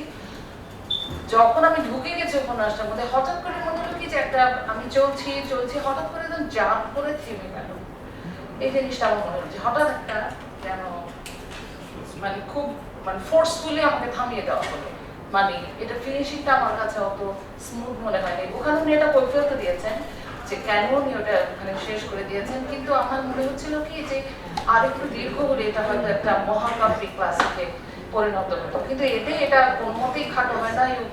এই উপন্যাস বারবার করতে হবে এবং বহু পাঠে দাবি রাখে। সবাইকে ধন্যবাদ। এই বইয়ের প্রস্তাবটা আমাকে আফসানা আপা একদিন রাত্রে হঠাৎ করে জিজ্ঞেস করলো যে পাঠচক্রের জন্য এই বইটা রাখা যায় কিনা। আমি সাথে সাথে রাজি হয়ে গেছি, কারণ এই বইটা আমার পড়া, তো এই জন্য আমি রাজি হয়ে গেছি। আমি তার কষ্ট করে করতে হবে এই চিন্তা পরে আমি আসলে আমি না বলে পারলাম না, বিকজ আসলে আপনাদের উত্তরটা কি বলে না, কাইন্ড অফ সেলফিশ। সবার কথা শুনে আমার আপনাদের সবার কথা শুনে আমার মনে হলো, এবং আমি পড়তে যাওয়ার পর আমার মনে হলো যে আসলে বইটার জন্য আরো সময় দরকার ছিল। আমরা মনে হয় বইটা আমরা পাঠচক্র নির্ধারণ করেছি মনে হয় 6 কি 7 তারিখে যে পাঠচক্র করব, তারপর ঘোষণা দিয়ে জানাতে বেশ সময় লেগেছে, মোটামুটি 10 তারিখ হয়ে গেছে। তো 4-5 দিনে আসলে বইটা শেষ করার মতো না। আরেকটা জিনিস আমার মনে হচ্ছে পড়তে গিয়ে যে এইটা হচ্ছে খণ্ড করে যদি আমরা আলোচনা করতে পারতাম তাহলে মনে হয় আরো বিশদভাবে আলোচনা করতে পারতাম। আর এই বইটি এমন একটি বই যেখানে প্রতিটি চরিত্র নিয়ে, প্রতিটি ঘটনা নিয়ে একেবারে এই যে শেষ হওয়ার পরে আরেকটা অংশ যে শুরু হচ্ছে, প্রত্যেকটা পার্ট আলাদা আলাদা করে আলোচনার দাবি রাখে। আমি নিজে নিজে যখন পড়ছি আমার মনে হয় পুরোটা বই আমার সবুজ লাল হয়ে আছে। আমি আগের বার যখন পড়েছিলাম আমি চিন্তা করছিলাম, পড়া শুরু করেছে যখন কিছু পেজ পড়ার পর আমি চিন্তা করছি যে আমি যে 2 বছর আগে পড়েছি আমার মাথায় কিছু ঘটনা, মানে খণ্ড কিছু ঘটনার মধ্যে সব লাইন হয়ে গেছে, মানে আমি চোখ বুলালেই হচ্ছে না, আমার আবার লাইন টু লাইন পড়তে হচ্ছে। তারপর আমি মানে আগে আমি যখন পড়েছি আমার পুরো বই ছিল সবুজ, এবার আমি যখন পড়েছি আমার পুরো বই হয়ে গেছে লাল, এত দাঁড়িয়ে দাঁড়িয়ে পড়েছি। তারপর আমার এই বই নিয়ে যদি আমি আলোচনা করতে যাই, প্রথমে আমার বলতে হবে যে এইখানে একটা কাব্যিক মোহ আছে। একদম প্রথম লাইন থেকে ধরে শেষ লাইন পর্যন্ত অদ্ভুত যেন একটা সুরের ব্যঞ্জনা আছে। আপনার অনেকটা এরকম ধরুন আসরের পর যে বৃষ্টি হয় সেই বৃষ্টির পরে হতে পারে সেটা আজানের ধ্বনি, হতে পারে সেটা কোনো মৃদু গানের ধ্বনি, গুনগুন গুনগুন করে বাজছে জাস্ট মাথার ভেতরে। আপনি একটা নির্জন কোনো রাস্তায় বা অন্ধকারাচ্ছন্ন কোনো রাস্তায় হাঁটছেন, একটা তাল কাটছে না, তালটা কেটে গেল কখন, যখন হচ্ছে আমাদের শ্যামাঙ্গ মারা গেল। মানে একটু আগে যে তালিয়া করতে হলো যে হুট করে মনে হলো যে ফোর্স করে থামিয়ে দিয়েছে, আমার মনে হলো আমার তালটা কেটে গেল সেখানেই। তার আগে পর্যন্ত একটা অদ্ভুত ছন্দের সাথে চলছিল। মানে কোথাও যেন কিছু কিছু বই আছে না, একটু পড়ার পর মনে হয় আমি খেয়ে হারিয়ে ফেলছি, একটু বিরতি নেওয়া দরকার আমার। আমি এই বইয়ের মধ্যে এক জায়গায় বিরতি নিয়েছিলাম, সেটা হচ্ছে ওই যে জমিনীর সাথে যে অত্যাচারটা হয়েছে, আমার মনে হচ্ছে এরকমও হতে পারে, এত নৃশংস, এত পাশবিক। এই জন্য আমি কিছুটা সময় হচ্ছে সময় নিয়ে আবার শুরু করেছিলাম, মানে জাস্ট কিছু সময় বিরতি দিয়েছিলাম। এইখানে প্রত্যেকটা চরিত্র আলোচনার দাবি রাখে, তার কারণ হচ্ছে লীলাবতী, মায়াবতী, তারপরে ছায়াবতীর নামগুলো হচ্ছে খুবই কনফিউজিং। আপনি যখন পড়তে যাবেন বারবার মানে কনফিউজ হয়ে যাচ্ছে, আসলে লীলাবতী কে যেন ছিল, মায়াবতী কে যেন ছিল, ছায়াবতী কে যেন ছিল। আমার হচ্ছে বিভাবতী, আমার কিন্তু মানে একজনের সাথে আরেকজনের নামগুলো খুব কানেক্টেড। তো এইখানে নারী চরিত্রগুলো নিয়ে যদি আলাদা করে বলি, নারী চরিত্রগুলো মনে হয় এখানে কেন্দ্রীয় চরিত্র কিন্তু কেউ না, মানে নির্দিষ্ট একজনকে করে কেউ কেউ আলোচনা করছিলেন প্রধান চরিত্র লীলাবতী, শ্যামাঙ্গ। আসলে এখানে প্রধান চরিত্র ওইভাবে মনে হয় কেউ না, এটা আলোচক ভালো বলতে পারবেন। আমার মনে হয়েছে যে প্রধান চরিত্র মনে হয় শুধুমাত্র প্রাকৃত জন, মানে একদম সাধারণ মানুষ। এছাড়া একদম ব্যক্তিকেন্দ্রিক লীলাবতী বা মায়াবতী বা শ্যামাঙ্গ এরকম কেউ না। শুরু হয়েছে যাকে দিয়ে, শ্যামাঙ্গকে দিয়ে। শ্যামাঙ্গর এই যে মূর্তি তৈরি, সেই নারী মূর্তি থেকে হচ্ছে নারী চরিত্র সবকিছুই, যেমন শ্যামাঙ্গর যে একটা কি বলে শিল্পীর নৈপুণতা দেখিয়েছে, নারী চরিত্রগুলোর মধ্যেও সৈকতালী এক ধরনের অদ্ভুত নৈপুণতা দেখিয়েছে, যে প্রত্যেকটা নারীর মধ্যে অদ্ভুত সাহস আছে, তারা খুবই সাহসী, তারা বুদ্ধিমতী, রাজনৈতিক কৌশলও তারা খুব ভালো জানে। এবং আমরা দেখছি যে কিভাবে হচ্ছে তারা এই যে বৌদ্ধ ভিক্ষুদের সাথে, তারপরে জবনদের সাথে, তারপরে সাধারণ মানুষদের সাথে এই যে তথ্য আদান প্রদানের ব্যাপারগুলো, আমরা এগুলো অনেক বেশি রিলেট করতে পারি নিজেদের সাথে, কারণ আমাদের মুক্তিযুদ্ধের সাথে, এমনকি আমাদের খুব রিসেন্ট হয়ে যাওয়া গণ অভ্যুত্থানের সাথে, যে এই সময়গুলোতে আমাদের নারীদের যে ভূমিকা ছিল, তখনকার নারীদের যে ভূমিকা ছিল খুব বেশি আলাদা করতে পারি না। এখানে ধর্ম পরিবর্তনের ব্যাপারে একজন বলছিলেন যে ধর্ম পরিবর্তনের ব্যাপারটা আপনার সুন্দর লেগেছে। এই ধর্ম পরিবর্তনের ব্যাপারটা আমার মনে হচ্ছে লীলাবতী এবং শ্যামাঙ্গ চেয়েছে, কারণ দুজন তাদের মিলনটা হচ্ছে ওই ধর্ম মতে হতে পারবে না। সেটা লীলাবতী বলছিল শেষের দিকে জবনদের 4টা পর্যন্ত বিয়ে করতে পারে, তারপরে তাদের যদি তারা চায় ইচ্ছাকৃতভাবে বিচ্যুতি নিতে পারে এবং নতুন করে সংসার করতে পারে, এই ধরনের একটা আলাপ আছে। এবং শ্যামাঙ্গ বলছিল যে এরপরে যতবারই হচ্ছে লীলাবতীর সাথে তার কথা হতে যায় সে বারবারই জবনদের কথা তুলে। আমার মনে হচ্ছে যে লীলাবতী বারবার এই আকুতিটা জানাতে চাচ্ছে যে শ্যামাঙ্গ যেন তাকে জবনদের ধর্ম গ্রহণ করে হলেও গ্রহণ করুক, এই ধরনের একটা আকুতি মনে হয় ধর্ম পরিবর্তনের ব্যাপারে আছে। এবং রাজনৈতিক বিষয়ে যদি বলি, এইখানে খুব কয়েকটা বিষয়ে মানে আমার মনে হচ্ছে যে সাধারণ মানুষের সাথে সাথে সাধারণ মানুষ একটু চায় গা বাঁচিয়ে চলতে, আমরাও চাই গা বাঁচিয়ে চলতে। আমরা চাই না কোনো ধরনের রাজনৈতিক দলের সাথে সম্পৃক্ত হতে, কোনো ধরনের রাজনৈতিক মতাদর্শের সাথে সম্পৃক্ত হতে, কিন্তু আমাদের যে নিজস্ব চিন্তা নেই তা কিন্তু না। এই বইতেও সেরকম, ওদের যে নিজস্ব সচেতনতা বোধ নাই বা একেবারেই বোঝে না তা না, তারা চাই একটু দূরে থাকতে, রাজাদের ব্যাপার সামন্তদের ব্যাপার তারাই থাকুক, আমি সাধারণ মানুষ আমার মতো খেয়ে ফেলে ভালো থাকে, এরকম একটা ব্যাপার হচ্ছে সাধারণ মানুষগুলোর মধ্যেও আছে। তারা কিন্তু বারবার জবনদের সম্পর্কে জানতে আগ্রহী, তারা ভিক্ষুদের সম্পর্কে জানতে আগ্রহী, কি হচ্ছে কোন গ্রামে কি হচ্ছে। যখনই কোনো বহিরাগত আসছে মানুষজন কিন্তু খুব কৌতূহলী জানতে চাচ্ছে। কেউ কেউ এখানে আলোচনা বলছিলেন যে সাধারণ মানুষ কোনো একটু রাজনীতি থেকে পিছিয়ে থাকতে চায়। আমার মনে হচ্ছে তারা পিছিয়ে থাকতে চায় না, তারা ফিরে যেতে চায় আসলে পিছিয়ে যদি থাকতো তাহলে যে যখন বহিরাগতরা আসছে তারা এত উন্মুখে বারবার জানতে চাইতো না যে ওই অঞ্চলের কি অবস্থা, সেই অঞ্চলের কি অবস্থা, ওইখানে কি হয়েছে, লুটপাট হয়েছে কিনা, জবনরা অত্যাচার করেছে কিনা, এই ব্যাপারগুলো কিন্তু আছে। আবার এখানে দেখুন যে পিপলিহাটের যে ঘটনা এবং উজুবটের যে ঘটনা, এই দুটো ঘটনা মানে রাজনৈতিক ব্যাপারগুলো যে সময়ের সাথে খুব বেশি পরিবর্তন হয় নেই। এই দুটো ঘটনা হচ্ছে যখন শ্যামাঙ্গ আর হচ্ছে আরেকটা গ্রামে যায়, এই দুই গ্রামের ঘটনা দেখে যে ওইখানে অন্যরকম ভাবে প্রচার পাচ্ছে। সেটা আপনার মনে হয় 108 পৃষ্ঠা এখানে আছে যে ওইখানে সম্পূর্ণ ভিন্নভাবে যে নিচু শ্রেণীর মানুষেরা বিদ্রোহ করেছিল ভিক্ষুদের সাথে মিলে, তাই তাদের দমন করার জন্য ওই অঞ্চলগুলোতে এই ধরনের আক্রমণ হয়, এইভাবে প্রচার করা হয়েছে। অথচ ঘটনাগুলি কিন্তু ভিন্ন আমরা জেনেছি। এবং এইখানে আরেকটা ব্যাপার আছে যে জবনদের নিয়ে সমজিৎ যখন হলায়ুত মিশ্রুর সাথে দেখা করতে যায় তখন সে অনেকবার চেষ্টা করেছিল কোনোভাবে যদি রাজার সাথে দেখা করতে যায়, রাজার সাথে তো তার দেখা হয়নি, তার বন্ধুর সাথে দেখা হয়, এবং সে একটা পরামর্শ দেয় যে কোনোভাবে ভিক্ষুদের সাথে আমরা সমঝোতা করে কি বলে সাধারণ মানুষের জীবনে শান্তি আমি রাজ্য যেন ঠিকভাবে চলে। তখন কিন্তু হলায়ুত মিশ্র যেটা বলে যে জবনরা যদি আসে, মানে সে বলছে যে জবনরা হচ্ছে বহিরাগত, তারা আমাদের কালচার সম্পর্কে জানে না। বৌদ্ধরা হয়তো ভিন্ন ধর্মের, কিন্তু তারা আমাদের কালচার সম্পর্কে জানে। আমরা একসাথে বহুদিন ধরে আছি, আমাদের আর তাদের খুব বেশি পার্থক্য নেই। এই ধরনের কথা যখন সমজিৎ বলে তখন হলায়ুত মিশ্র এটা কোনোভাবে মেনে নেয় না, সে তাদেরকে উল্টো আরো ছোট করে, কারণ আর্য বংশ আর্য ধর্ম পালন করছে। কিন্তু তখন যখন বলে আছে তাদের কাছে যে অবস্থা বর্তমানে চলছে, সে যেহেতু তার বন্ধু, সে খোলাখুলি কথা বলছে যে অবস্থা চলছে, যদি পরাজয় ঘটে তখন কি হবে, তখন তো রাজ্য পুরোপুরি গেলে আমরা যদি সমঝোতা এসে রাজ্য ঠিক করে চলে তাও তো বেটার। তখন সে বলে যে জবনরা যদি আসে তখন দেখবে তারা উচ্চ শ্রেণীর লোকেদের সাথে সদ্ভাব করছে, আমাদের উচ্চ শ্রেণীর লোকদের সঙ্গে নিজে সে সর্বদা নিচে থাকবে। এখানে আমার মনে হচ্ছে যে তার এই কথাটা অনেক বেশি প্রাসঙ্গিক, কারণ তাদের শ্রেণী যেটা হয়তো রাজার পতন ঘটবে, বৃদ্ধ রাজার পতনও ঘটেছে, কিন্তু আমরা শেষে কিন্তু সেই জিনিসটা দেখেছি যে রাজার পতন ঠিকই ঘটেছে, কিন্তু সামন্ত যারা আছে, মন্ত্রী যারা আছে, তারা কিন্তু পরিবর্তন হয়নি তাদের। তো এই কথাটা কিন্তু সে এখানে বলছে যে জবনরাও যদি আসে, ক্ষমতাও যদি দখল করে, কাদের দ্বারা পরিচালনা করবে, তাদের দ্বারাই তো যারা যারা শোষিত হচ্ছে, যে সাধারণ মানুষ, যে প্রাকৃত জনদের কথা হচ্ছে, তারা শোষিত হবে, সেটা শাসন যার হাতেই যাক। ব্যাপারটা কিন্তু এরকম। এই জায়গাটা আমার খুব বেশি ধাক্কা লেগেছে।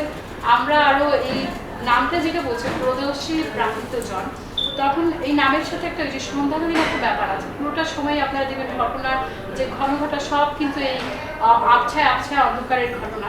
এবং আরেকটা ব্যাপার এখানে আছে যে কেউ একজন প্রশ্ন করেছিলেন, এগুলো যদিও উত্তর দেবেন ভাইয়া, তা আমি তারপরে হচ্ছে মানে আমারও প্রশ্নগুলো ছিল, এই জন্য আমি নিজের সাথে রিলেট করতে পারছি যে লীলাবতীর সাথে যে শ্যামাঙ্গর যে মৃত্যু ঘটলো, শ্যামাঙ্গর মৃত্যু ঘটেছে কিন্তু অভিমন্যুর হাতে। যে অভিমন্যু কিন্তু যোগ দিয়েছিল সামন্তদের সাথে সামন্তদের সাথে যোগ দিয়েছিল, সেই কিন্তু আবার জবনরা যখন আক্রমণ করে জবনদের সাথে মিলে, এবং যেই হরিসেনের ঘটনা আমরা বললাম যে হরিসেনের কারণে উজগুট গ্রামে আগুন লাগলো, সে কিন্তু এই জবনদের সাথে মিলে পুরো গ্রাম লুট করলো, এবং তারাই কিন্তু এরপরে আবার ক্ষমতা হস্তান্তর তাদের সাথে হলো, মানে তারা একসাথে মিলেমিশে গেল, মানে শোষকরা মিলে গেল, সাধারণ মানুষ কিন্তু সাধারণই রইল। তো এই ব্যাপারগুলো আমার কাছে সব মিলিয়ে মনে হচ্ছে যে আমরা অনেক বেশি আমাদের সাথে রিলেট করতে পারি, বিশেষ করে আমাদের জুলাই আগস্টের ঘটনার সাথে রিলেট করতে পারি। আমরা আমাদের 5ই আগস্ট 2রা আগস্ট থেকে 10ই আগস্ট পর্যন্ত যে সময়কালটা একটা অদ্ভুত সময়ের মধ্যে আমরা কাটাচ্ছিলাম, তখন অনেক বেশি কি বলে যে ডাকাতি হচ্ছিল, একটা অরাজক পরিস্থিতি ছিল।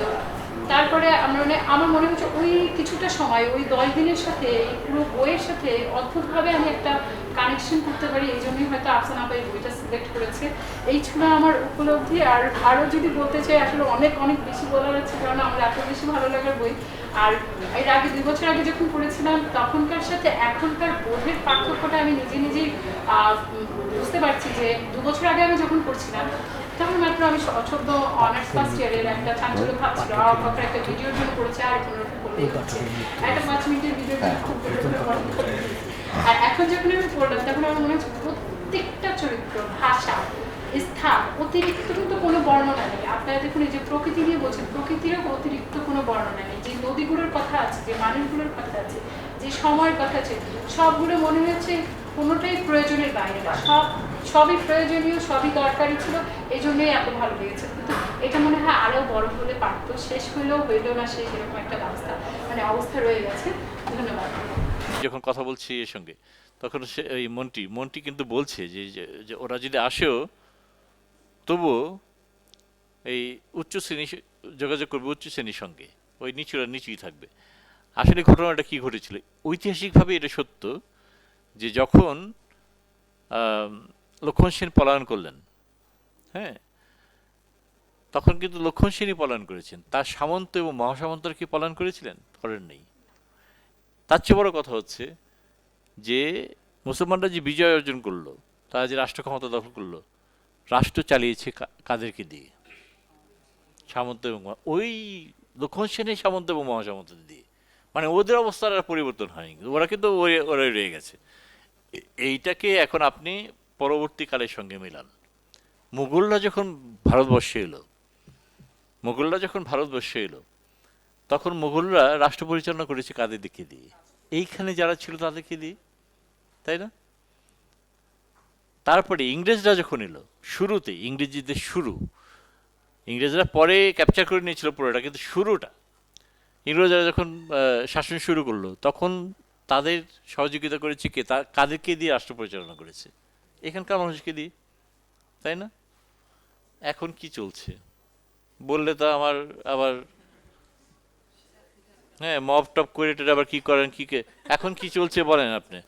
হাসিনা তো গেছে, সবাই তো রয়ে গেছে, তাই না? রাষ্ট্র চলছে কাদেরকে দিয়ে? তো বোঝেন যে কোন আমল থেকে এই জিনিস চলে আসছে। হ্যাঁ হ্যাঁ, কানেক্ট করা যায়, সেটাই।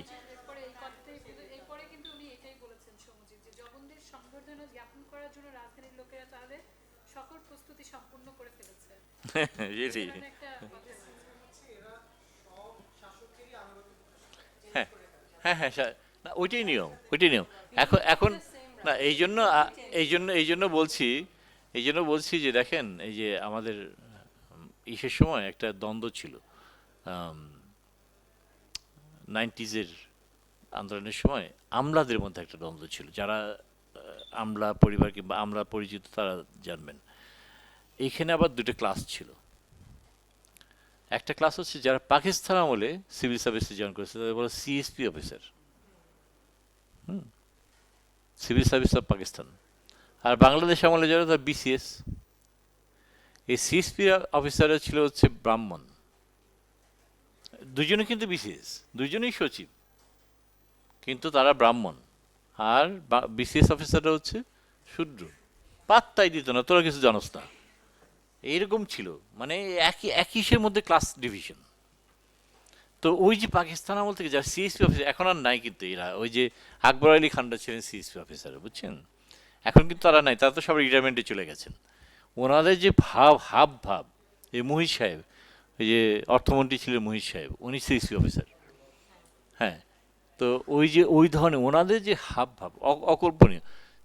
সিএসপি অফিসার এখন তারা তো পাকিস্তান আমলের, তা পাকিস্তানকেও সার্ভ করেছেন, বাংলাদেশ স্বাধীন হওয়ার পরে বাংলাদেশকেও সার্ভ করেছেন। কেমনে সম্ভব বলেন তো, কিভাবে সম্ভব এই জিনিসটা, মানে অকল্পনীয় লাগে না?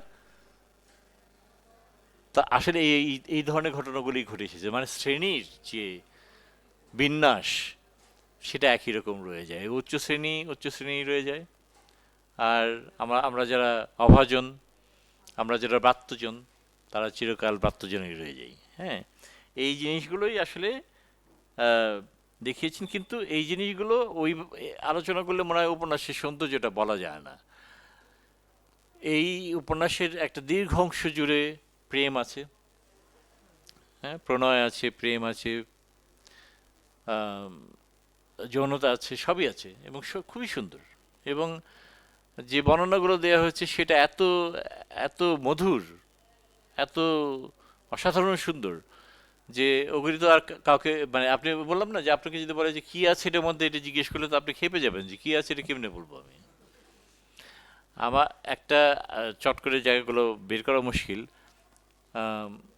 ফিরে আসার পরে, বসন্ত দাস ফিরে আসার পরে রাতের বেলা যখন মায়াবতীর সঙ্গে তার দেখা হচ্ছে, মায়াবতী অপেক্ষা করছে, তো ওখানে এই মায়াবতীকে, সে তো স্ত্রী, তাকে তো পটানোর কিছু নেই, কিন্তু মায়াবতীর সাথে যে সে কনভারসেশনে যায়, ওই সময় মায়াবতী কি ভাবছে, অদ্ভুত সুন্দর একটা জায়গা, তাই না? ওইটা খুঁজে পেলে আমি একটু পড়তাম, যে এই কারো মনে থাকলে ওই জায়গাটা একটু ইয়ে করেন। ওই যে মায়াবতীর সঙ্গে যখন শ্যামঙ্গ দেখা হচ্ছে, শ্যামঙ্গ না, সরি, বসন্ত দাসের, মানে বসন্ত দাস ফিরে আসার পরে, বাণিজ্য থেকে ফিরে আসার পরে, বসন্ত দাস ফিরে আসার পরে রাতের বেলা যখন, হ্যাঁ হ্যাঁ হ্যাঁ হ্যাঁ হ্যাঁ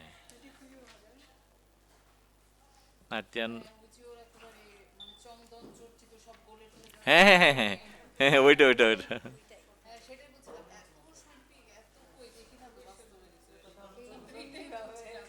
হ্যাঁ পেয়েছি, হ্যাঁ 56 না 56 57 আমার 56 57।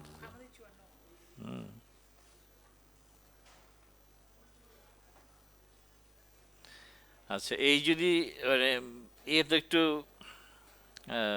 মায়াবতী তো একটু ইয়ে করছে আর কি, ঢং করা আর কি যাকে বলে, হ্যাঁ, তো সেটা দেখে এখানে তো আমি নারীদের চারপাশে নারী নিয়ে বসে আছি, আল্লাহই জানে কি হয়। তো না, চারপাশে নারী, হ্যাঁ, তো এখন যাই হোক, এখন ঢং করছি, তো এখন ওই জন্য বসন্ত দাসের হচ্ছে, এই যদি তোমার আচরণ হবে ওই ঢং দেখে আর কি, হ্যাঁ, তাহলে কি কারণে এই কবরী বন্ধন বলো, কেন এই কুরবক আর শিরিষ, কেন এই পট্টবস্ত্র,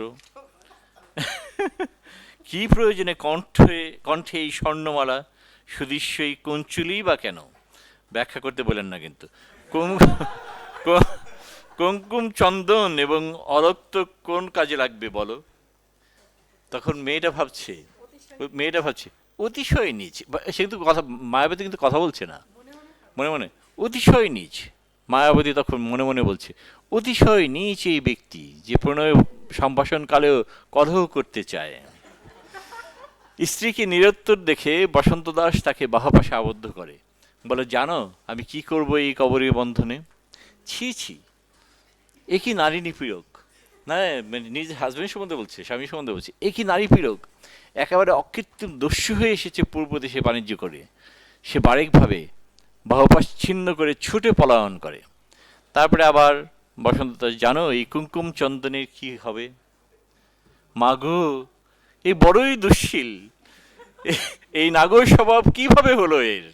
এ তো এমন ছিল না। তবে কি অন্য কোনো ব্যক্তির বাহুপাশে আবদ্ধ আসে? মায়াবতী এবার প্রাণপণে দেহ সঞ্চালিত করে যদি পাশমুক্ত হওয়া যায়। তারপরে আবার বসন্ত দাস, আর এই সুদৃশ্য কঞ্চুরিটির কি দশা হবে ভেবেছ একবার? মরণ দশা, ছি ছি, এমন ওষ্ঠ কর্তৃত্বেও হয় মানুষ, ঠোঁট কাটা, হ্যাঁ। সে ভ্রুকুঞ্চিত করে ক্রুদ্ধ দৃষ্টিপাত করে স্বামীর দিকে, ভ্রুকুঞ্চিত করে ক্রুদ্ধ দৃষ্টিপাত করে স্বামীর দিকে। এদিকে কেউ কে আছে? তো বসন্ত দাসে কিন্তু বিকার নেই, সে তখনও হাসছে, বলল কুপিতা রমণী, কুপিতা রমণী। রেগে গেছে যে আর কি, তবে এই রাগ আবার ঢঙের রাগ। কুপিতা রমণী কিন্তু অধিকতর রমণীয়া, সে কথা জানো তো? যাই হোক, এই হচ্ছে এই বর্ণনার কোনো তুলনা হয়? এটা কি মানে কাউকে বোঝানো যায় যে এটার মধ্যে কি আছে? তো এরকম তো আসলে এই যে বললাম না কিছুক্ষণ আগে, যে একটা কাজ কিন্তু সৌন্দর্য, তো শিল্পের একটা কাজ, একটা প্রধান কাজ সৌন্দর্য তৈরি করা। সেই জন্য একটা কথা এসেছিল যে মানে শিল্প কিসের জন্য, পশ্চিমে এটা নিয়ে অনেক অনেক ইয়ে হয়েছে, আর্টস ফর আর্টস সেক, এটা কথা আছে, আর্ট ফর আর্টস সেক। আরেকটা হচ্ছে কারণ হচ্ছে কি, যে যারা ওই যে আমাদের এখানে প্রায়ই বিতর্ক করা হয় যে শিল্পীদের কি কোনো সামাজিক দায়বদ্ধতা আছে, এই কথাটা প্রায়ই হয় না? তো বলাই ভালো যে আমাদের মতো দেশে মানে সামাজিক দায়বদ্ধতা নাই, এটা বলা অপরাধ রীতিমতো।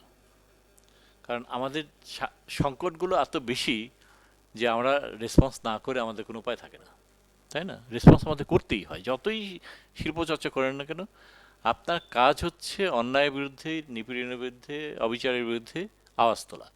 এবং সেইটা কেন হয় জানেন? যেমন ধরেন আপনি শিল্পচর্চা করছেন, ঘরে বসে লিখে লিখে ভরে ফেলছেন, কম্পিউটারে হার্ড ডিস্ক ভরে ফেলছেন, গান গাচ্ছেন ঘরে বসে, কোথাও প্রচার করছেন না। আপনি হয়তো বা শিল্পী, কিন্তু শিল্পী হিসেবে গৃহীত নন। আপনি শিল্পী তখনই হয়ে ওঠেন যখন আপনার ভোক্তার কাছে, লেখক তার পাঠকের কাছে, কিংবা কণ্ঠশিল্পী তার শ্রোতার কাছে, চিত্রশিল্পী তার দর্শকের কাছে, সিনেমা নাটক ইত্যাদি দর্শকের কাছে গৃহীত হন। সেক্ষেত্রে শিল্পী আপনাকে বানায় কে? শিল্পী আপনাকে বানায় আপনার ভোক্তারা। ভোক্তা শব্দটা বলা ঠিক হচ্ছে না, কিন্তু একটা শব্দে বোঝাতে চেষ্টা করছি। আমার পাঠক যারা, তারা আমাকে লেখক বানায়। আমি যদি আমার লেখাগুলো প্রকাশ না করতাম, তাহলে আমি যত ভালোই লিখি না কেন, আমি কিন্তু লেখক হিসেবে আমার কোনো পরিচয় করে অস্তিত্ব থাকতো না, অস্তিত্বহীন হয়ে যেতাম। এখন যে পাঠক আমাকে লেখক বানালো, হ্যাঁ, সেই পাঠক আশা করে যে তার দুর্যোগকালীন সময়ে আমি তার হয়ে কথা বলবো, তার কণ্ঠস্বর নেই, আমি যেন তাদের কণ্ঠস্বর হয়ে উঠি। তারা এটা চায়।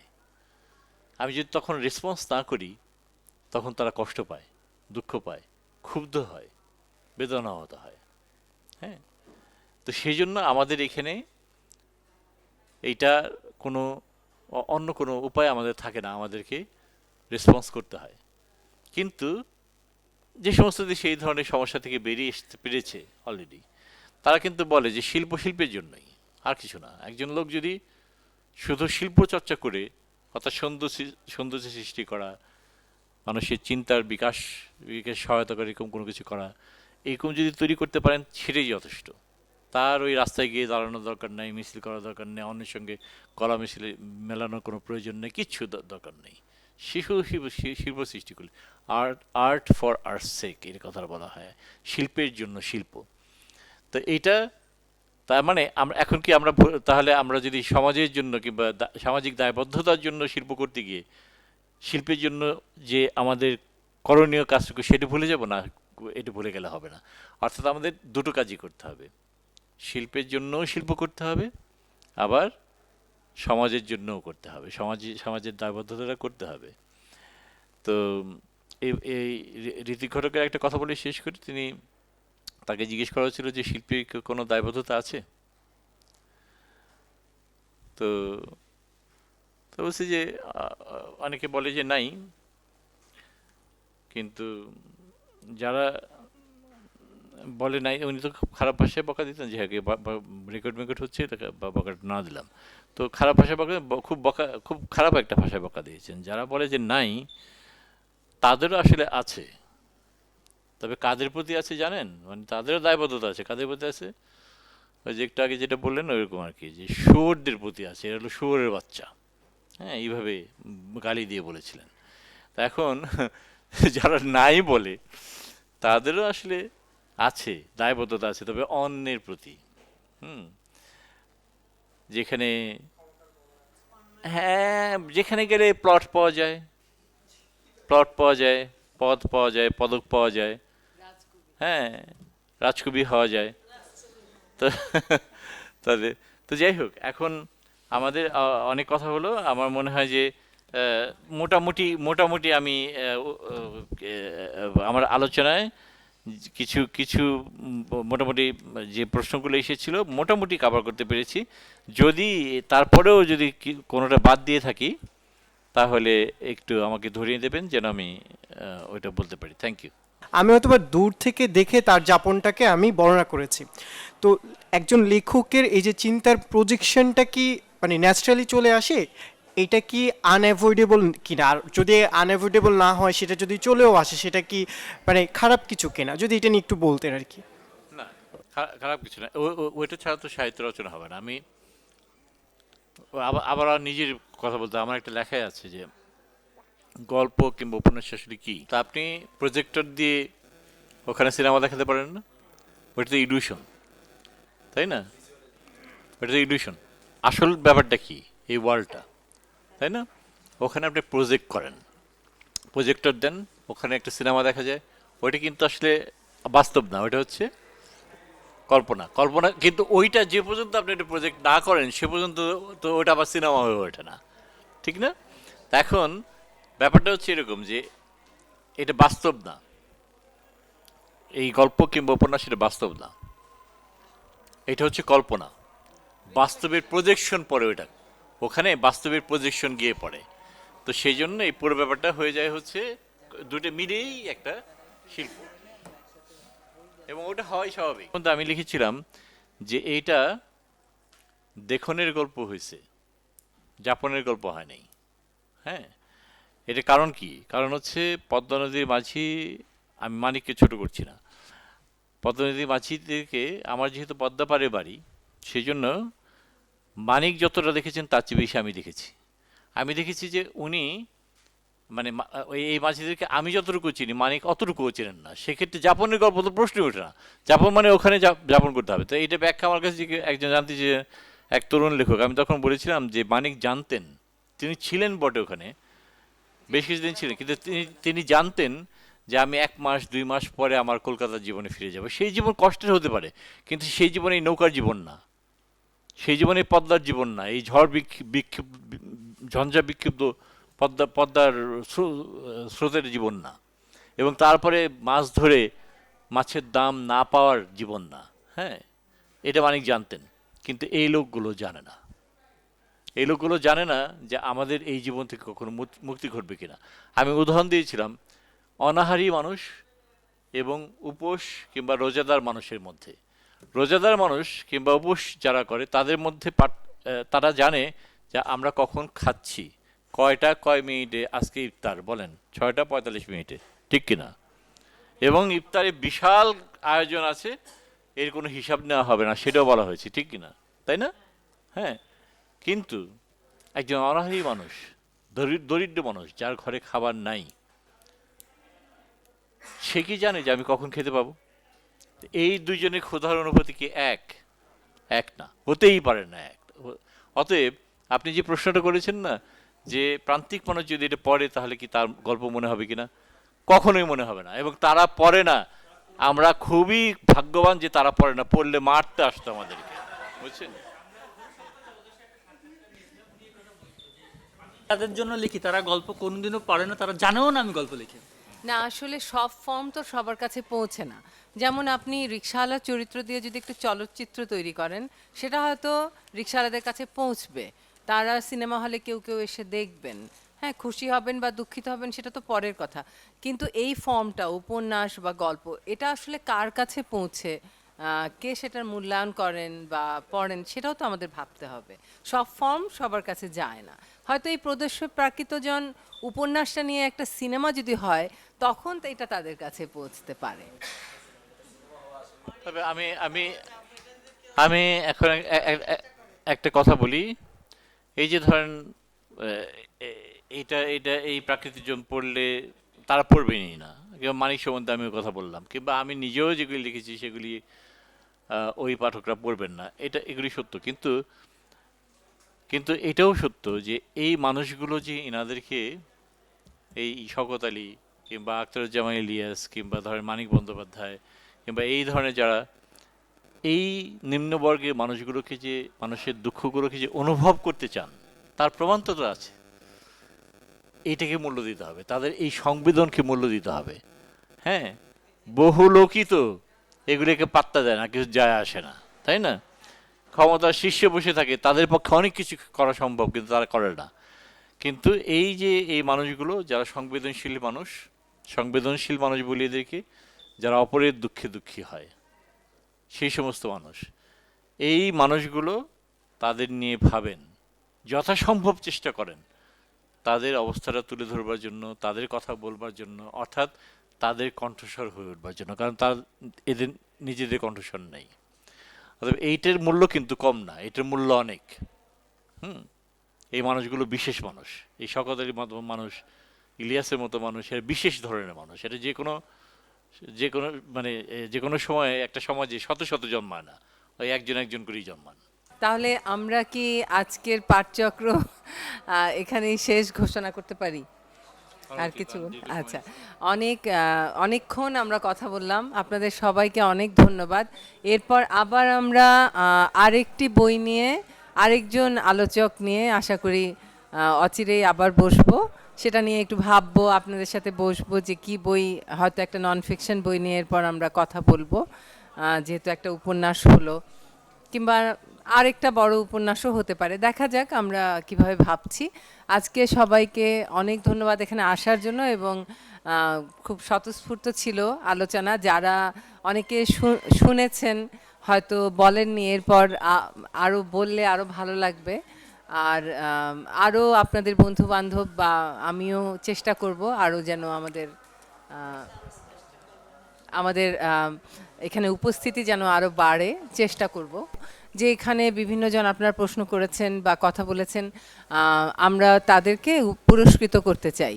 তো আজকে সকাল থেকে যেহেতু আমাদের মিটিং ছিল, নানান রকম কাজে আমরা ব্যস্ত ছিলাম, আমরা এই জিনিসটা গোছাতে পারিনি। আশা করি আগামী অনুষ্ঠানে, আগামী যে পাঠচক্র হবে, আজকের পাঠচক্রের জন্য আমরা ওই পাঠচক্রে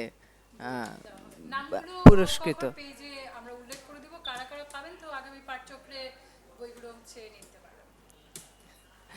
আচ্ছা, হ্যাঁ, আজকেরটা আমরা একটু কথা বলবো ভাইয়ের সাথে। আমরা সময় কম পেয়েছি, আগামী মাসে মনে হয় সময়টা বেশি পাবো। হ্যাঁ, আমরা আশা করি যে এরপর শনিবারে করতে চাচ্ছি, যেহেতু অনেকে আসতে চাচ্ছেন এবং ওয়ার্কিং ডেতে আসতে পারবেন না, তো আমরা শনিবার করব এরপর।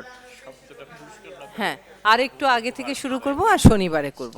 ঠিক আছে, আজকে সকলকে আজকের মতো ধন্যবাদ। এবং না, আমরা বইগুলো এনেছি জাতীয় গ্রন্থকেন্দ্রের বিক্রয় কেন্দ্র থেকে, বইগুলো কাইন্ডলি ফেরত দিয়ে যাবেন, আমরা ছবি তোলার জন্য বইগুলো এনেছি।